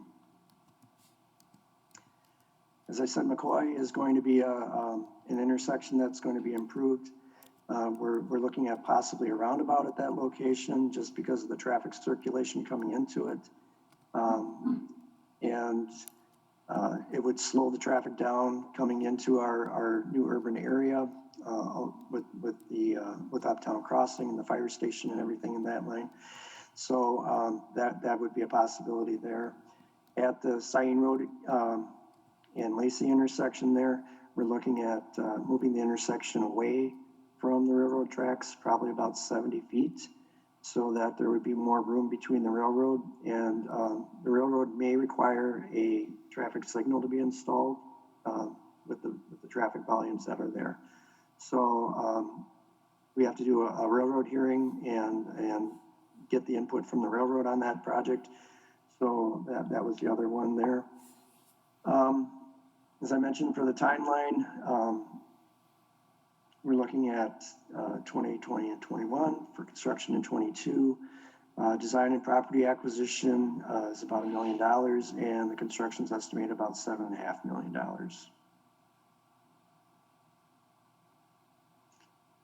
The East Sherrill Fish Hatchery Road turn lane, it's just, we're extending the turn lane at the intersection about 75 feet. During certain times of the day, the traffic really backs up in the turn lane, and we're kind of maxed out with the traffic signal timings. So, this is partially paid for by general obligation debt and through the TID by Promega, because Promega is driving more traffic to come into their area, and so a portion of the project is going to be paid for by the TID. We're also asking for the county to participate in replacement of the remainder of the turn lane.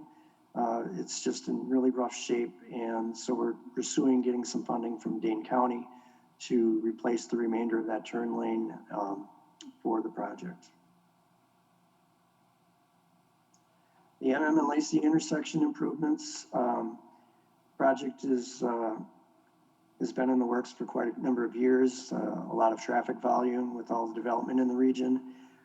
We have currently KL Engineering as the designer for the intersection, and the budget is about $1.08 million. It's funded 90% from state and federal grants. We applied for a grant back in February, and we received it. So we're getting close to $800,000 from the federal government through the state for a highway safety grant, and Dane County and the city of Fitchburg are going to split the remaining costs, as well as the full design cost for the project. This project is actually going to get bumped back to 2022.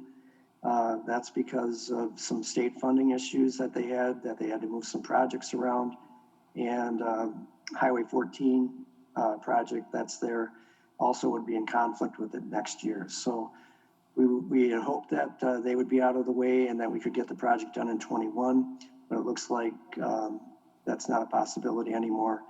So we're going to have the project let in 21, so we'll know what the bids are and allow them to start early in 2022. So we should still get some pretty good prices, even though we're letting it late in the season, but knowing that they're going to start in 2022 for the construction. This is it's a 30% concept layout for the intersection. We are we are shifting the roadway to the west some. That right turn lane is going to get pushed into the ditch that's there currently, and we're taking away that conflict where people don't know who's going straight and who's going to turn. As you go up the hill, that double lane going up the hill is going to go away. And that's another safety improvement that we have there. We've got some blind, like we had before, where people were going through two across, and we've had some really bad accidents there, including a fatality that unfortunately, had to happen there. We are relocating the Cap City Bike Trail away from the intersection at Clayton to the signalized intersection with a new crossing. And so that's a good safety improvement. And we've been working with Dane County and the DNR because the land over there was purchased with the federal land grant or some kind of federal park grant thing, that we have to work through some of the details on relocating the path and the construction over there. But like I said, we're looking to get this designed and out for bid in 21, and then starting construction on it in 22. The Lacey Seminole intersection improvements, I think I remember that it's we're going to be doing the design in 21 and construction in 22. We have to get that out for bid if it's approved in the capital improvement plan for doing next year. And then, so we'll be selecting an engineer that will be doing the design of the intersection, plus looking at the stormwater management of the area. So it's two projects kind of molded into one. Our estimated construction is 1.89 million. And we're looking at two options, and there's another one that's out there a little bit different. One would be to signalize the intersection, and we actually end up purchasing more property on this because of the turn lanes that are needed. So that's why the cost goes up a little bit more than what the roundabout is. And then we'd have the ongoing power costs and everything. So we're going to have a public hearing on a public informational meeting on this project after the first of the year to get some input on which way we need to go. And but we do have a couple of options kind of in the laying in wait. And the other one is a roundabout. And there's actually a third one that looks a little bit different than this, that increases the safety at the Badger State Trail crossing with a refuge island through there. So that island gets pushed all the way through there so that, bikes could have a refuge in the middle. They're only looking in one direction to be able to safely cross. This one does have a bypass lane. We did take into account the Crescent Crossing area as well as over on the solar farms there. So the right of way that we have to acquire is going to be on the northwest and southwest, and a little bit from the solar farm, but it won't impact their development of that area. Moving on to development. Okay. Hang on, Bill. May I interrupt, please? Back on the sure. Seminole and Lacey, it is 21 and then 22, correct? The design for 21 and then construction 22? That's what I remember. All right. That's what the amendment was that passed. That's correct. All right, I just wanted to verify. Thank you. Okay. So some of the projects that we're overseeing for development, the Uptown Crossing area, where we extended East Sherrill Parkway and Green Market Drive in that area. That was completed this year. We still have to put the street lighting out there, but the paving's down, the drainage is in, and everything's growing up green again. The Central Park Place extension with the roundabout through this area was also completed as part of the project. It's a really nice addition for providing a connection between Sain Road and Lacey Road for the development that in the Uptown area. As part of the, we received permission to install a new crossing at Central Park Place for the railroad, and their order was to have it completed by October 2019. We did get an extension to finish that up this year. It's ready to go. The power's to it. We just have to get some street lights over at the roundabout because it's not safe to open it up in a dark environment. We tried it over on Lacey Road once, and people drove right over the roundabout for a week, and we just can't. It's really dark out there, so we need to get those street lights in. So it'll be another month or so before, or 8 weeks before we get the lights out there, and so we're still going to leave it closed until that time, but it's pretty much wrapped up. The Nine Springs Trail was required to go in as part of the Nine Springs Development Agreement, and that connects up from Lacey Road and will go all the way down past Phoenix and hook back into Lacey Road again. So they started that work on the north end this year. Next year they'll be doing the south end that will go around Phoenix, and so that's one of the projects that we're also overseeing right now. The Promega Commerce Park extension, this is looking south toward Lacey Road at Sub-Zero. and Promega's off to the left with their new facility. This project was completed about a month ago, and you can see everything's greening up there. It was about a $975,000 project, and we'll be connecting that up to Lacey Road next year with the construction of that, with reconstruction of Lacey Road. The other Promega development project was the extension of Fahey Glen between Lacey Road and East Sherrill Parkway. I didn't catch what the number was for that project. I believe it was around 2.1 or $3 million for the roundabout and extension. That one is partially funded through a T grant. So the city is going to be using some of that money to offset the TID ask for that development. And it was totally funded through the developer on this project. And we'll be reimbursing through the TID for that project. The project will continue this year, or I'm sorry, next year, 21, where we're going to resurface East Sherrill Parkway between, I think it goes all the way to Fish Hatchery Road, all the way to the roundabout. With all the construction traffic that was going in and out of Promega for the new facility, it's really the road's taking a beating, and so they'll be resurfacing that road and putting in some additional pedestrian facilities or bump outs or refuge areas at Woods Hollow for the crossing that's there. And we should be wrapping that project up by the middle of next year. Terra Vesta, the existing development has been ongoing for the past 2.5 years for construction. And we recently finished up the surface phase of this, except for a little bit of area on Frise. But you can see all the housing that's started out there. Most of the lots have been sold, and we have just, we're in the final phases of getting the agreements together for the first phase that you can see to the left, upper left, first edition of Terra Vesta, where there's going to be another 91 single-family homes going in those areas there.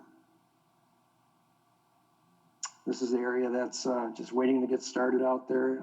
They wanted to start last week, but they still have a few obligations to fulfill with the development agreement, their subdivision improvement agreement, the bonds and things like that they're getting in place and getting ready to go. So they're planning on having acceptance of these lots of the improvements in November before the snow flies, so that they can do winter construction out here as well. Crescent Crossing is getting ready for pavement. That's at the corner of Seminole Highway and Lacey Road. The first phase, the north part, is nearly ready for pavement. We're just waiting on the televising reports to get out there and finish the paving. And so that should be upcoming for acceptance within the next, I think, the second meeting in October, so they can get their building permits and start construction out there over the winter. Stoner Prairie, first edition, phase 2, or maybe it's the second edition. Stoner Prairie second edition, I'm not sure which one. Anyway, the big soybean field right there. That one is getting ready to get started on too. They're finalizing their financing right now, and we have to get the sanitary sewer extended across Seminole Highway as part of one of our utility projects, and then up to their plat line, and then they'll take it into their subdivision from there. So they're planning on, I'm not sure if they're going to start construction and do winter construction this year, but they're planning on getting everything finalized with their agreements and everything in November, by November 15th, so that they can get started either immediately or first thing in the spring. Bowman Drive extension next to the venture, the juice plant area was another development oversight construction that we had where they extended the road about 300 feet with all the utilities down to the plat line. And so we were out there inspecting that project as well. Bay Fields 4th edition is under construction as well. That one is going to have, I think, 19 single-family home lots in this area that you see disturbed, up to about where he's, in this area here. So we're out there inspecting that project as well. They're planning on having acceptance for that this year in October, early November, so they can get building permits and work through the winter on building construction.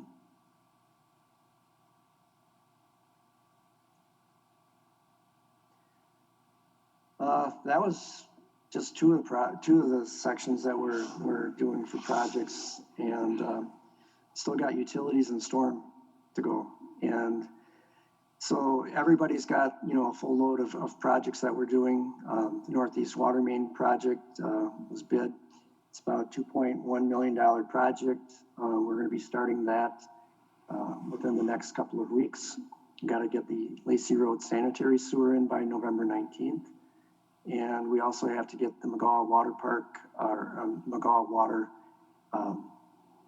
system installed and connected up to Fahey Fields. So we'll be starting those two projects. There's also, we're looking at next year doing the Clayton Road and water main and sanitary extensions there. So it'll be a 2-year project, and we're moving on that one.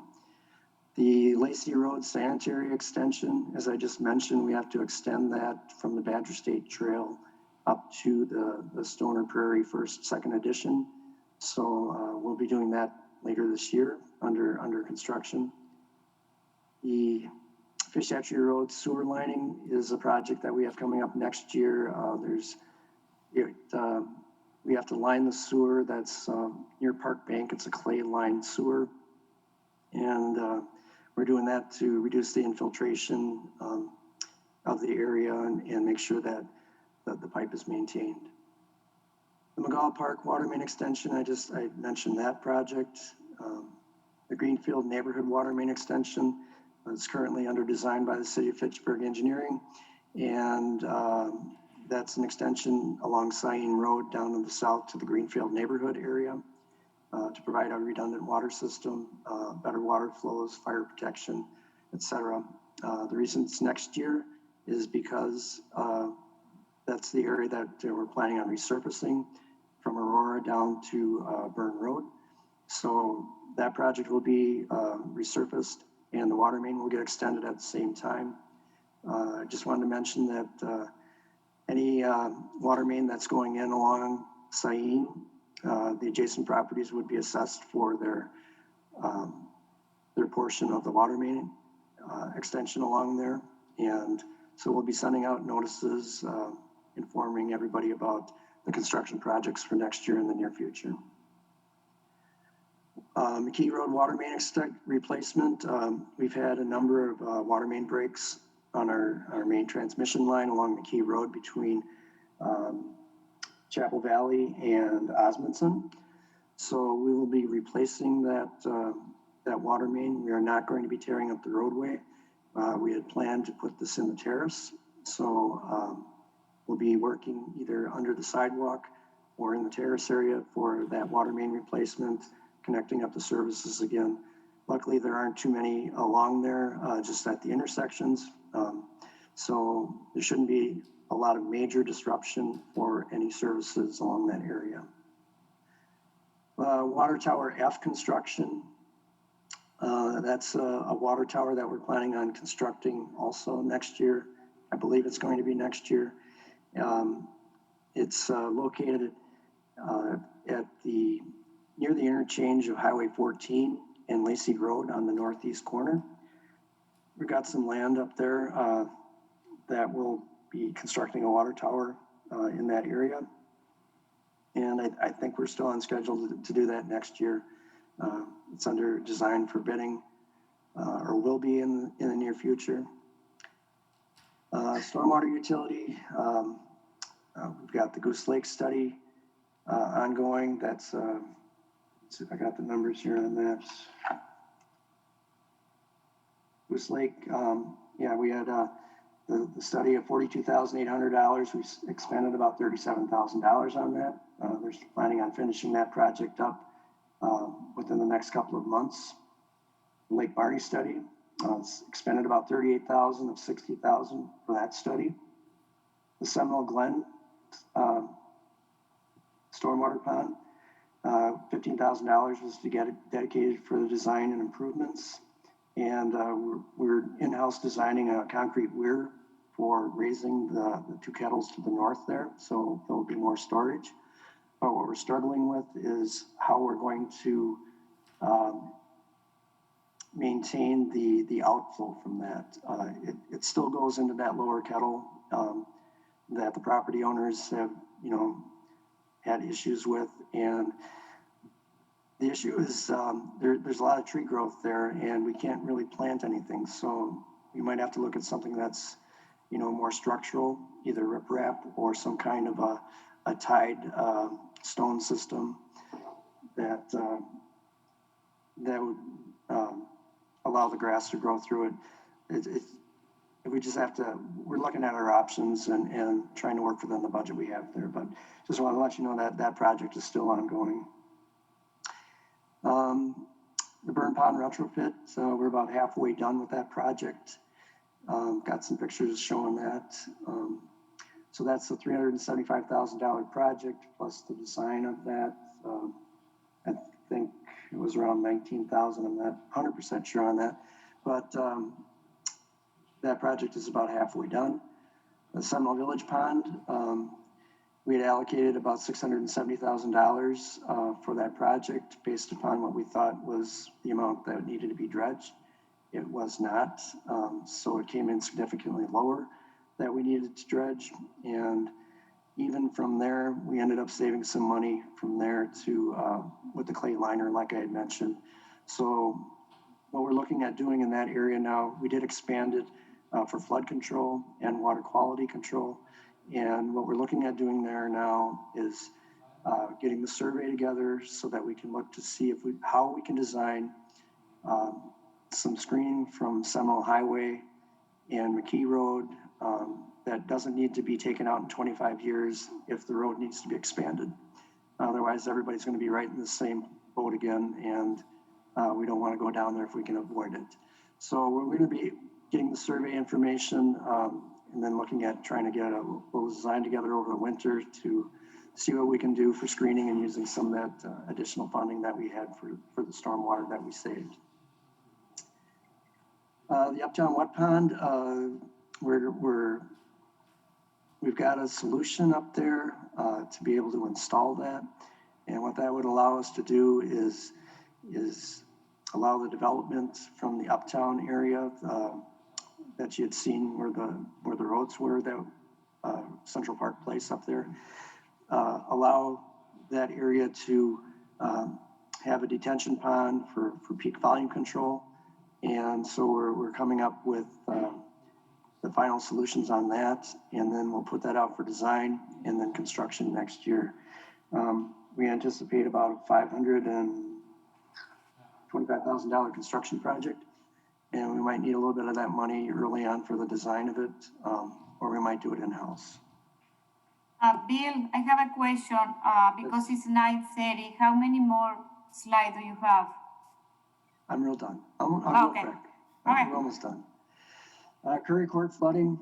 We've got a $51,000 design proposal feasibility study going through the process right now.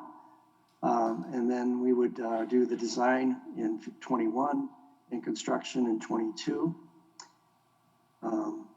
depending on what the solution is up there. Bike roundabout drainage is a project where it keeps washing out, and it's a It's funded by Dane County, City of Madison, and City of Fitchburg. So they've got a design consultant on board with that, and where they're coming up with some solutions. And then the Lacey Seminole stormwater improvements, that's, I had mentioned that would go with the roundabout or the signal intersection improvements at that location. Just a couple other quick projects. We oversaw the installation of the solar panels at the new fire station. It was a $175,000 contract, about halfway done. The burn pond, as I mentioned, the retrofit there where we've got some infiltration and splitter islands, and we're about halfway done with the construction on that one. I think this is the last one, yeah. Okay. Thank you very much, Bill. It was a very detailed presentation with all the projects. We can open for a couple of questions because it's almost 9:30, so I need to be cautious of the time. Any question for Bill? No? Oh, no? I do. Okay. Chambers? Yeah. Bill, this is Randy Udell. Early on in your presentation, you referenced DOT, what I know as DOT or Trans 220, and you referenced that the city of Fitchburg does not have a mechanism, well, that's what I'm going to call it, a mechanism for the relocation of utilities, and sometimes it's holding up some of the projects. Are you finding that more and more? And from my experience, the utility should be out of the way at least a year prior or whenever the design has been released from a municipality. Excuse me. I'm just curious if Fitchburg, if it has a mechanism at all to recover those obstacles that you may run into as an engineer for the city. Not that I'm aware of. The only hammer that we really do have at this time is we could withhold their street occupancy permits where they would want to come in and put a facility in. But I legally don't know if we can hold those forever,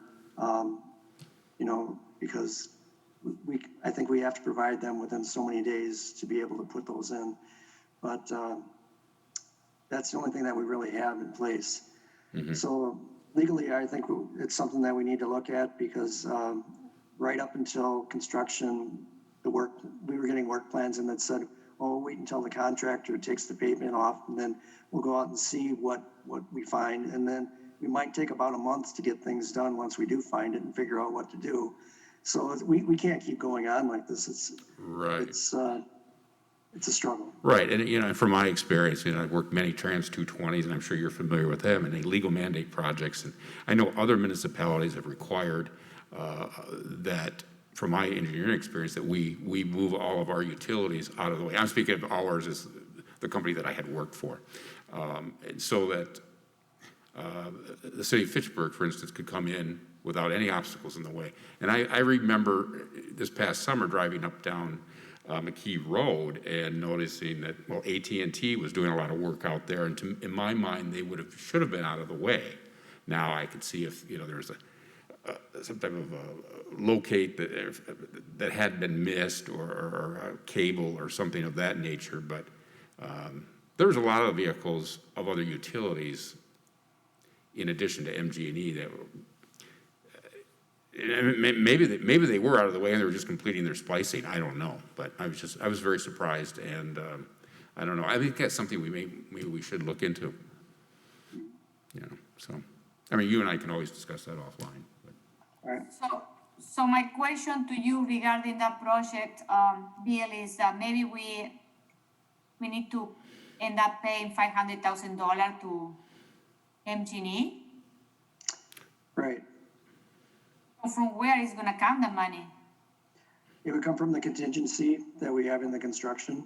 We added $600,000 of contingency, and that plus the savings that we've been incurring in other areas. And then we're also back billing MG&E for the redesign work that we did for the stormwater to avoid their gas main. So there's about $150,000-$70,000 that we're billing back to them for the redesign and recouping the costs of the changes we had to make.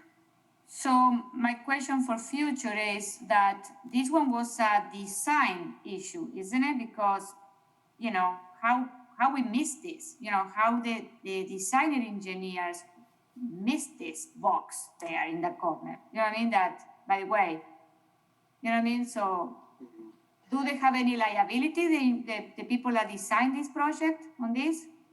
We've been keeping track of all the errors and omissions for this project. And once we compile them all, we're going to work with the DOT to go back and recover some of those costs. That, you know, they've got a process in place to do that. And we'll be working on that, you know, after the project is completed. But do you think that there's going to be someone is liable for this error? It's a multitude of issues. Okay. Yeah, the design consultant, the lack of locating correctly. You know, there was a number of things that just got missed. Okay. And there's shared blame for everything. My last question is, do you anticipate any extra cost in fish hatchery row? Because we have seen in the last year that, you know, the costs are going up. At this time, we haven't had any significant overages in any of the quantities. And we're on track to come in on track or below. We did have a couple of $100,000 in neighborhood traffic mitigation, where we've deployed different items, you know, barrels and signs and whatever not, that we haven't used yet. So I think we're going to come in, you know, well under budget for the construction part of things. Okay. Yeah, because, okay. Any other question? Okay. So thank you, Bill.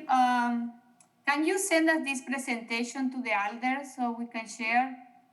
I'll send it to the city clerks. I'll fill in all the areas that I was, you know, talking off of paper. So Okay. that you can have everything in there. And I'll send it to the clerks and they can send it out. Okay, thank you very much. You're welcome. So, under announcement, the next committee of the whole meeting, remember for the new elders, is all about budget, okay?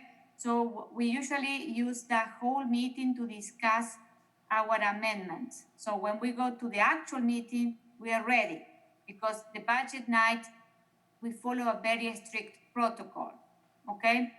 And Misty is gonna explain all of that in the next committee of the whole. So that how long is gonna be that meeting, it depends on how many amendments are gonna be introduced to the mayor's proposal for the budget. So, so you know, so it could be 5, it could be 10. I remember one time there were like 60, you know. So, so that one, so you have to be prepared, and it's gonna depend about how many amendments. So we are gonna go in detail. We are gonna discuss it. So when we go to budget night, we know how we're gonna vote. Okay, Gabriela. Yes. Is there any chance that we can start that meeting earlier than 7 p.m.? Or is there some reason we don't ever start this meeting earlier? I don't know. There is another meeting before. No, I don't think so, isn't it? I can check with Misty, but I don't know if propensity to have long meetings recently. Like maybe we should start a little bit earlier in the day if everyone's available, obviously. And maybe we could. I don't know how we would determine that, but just a suggestion. I think. You saw everybody yawning on video. Well, but I want to tell you, be prepared for budget night because I want to tell you another story. One of my budget night, we were up until 2 or 3 in the morning. So, okay, so this is why you sign for the job. So this is what I always say. We know the time that we come to the meeting. We never know when we left. So, so Okay, so I want to try to see we can start at 6 o'clock the meeting, but I don't know, people, some of you are working and, so if you have any issue, send me an email. Otherwise, I'm going to try to see we can start at 6, okay? So we can finish early, okay? Send me an email to remind me, Gabriela, because I'm going to forget by tomorrow. Okay, so I need a motion. Any other announcement or comment that you want to make before I close? No? Okay. So I need a motion to adjourn. I'll move. All of in favor of adjourning the meeting, say aye. Aye. Aye. Aye. The motion carries. So thank you very much. Have a nice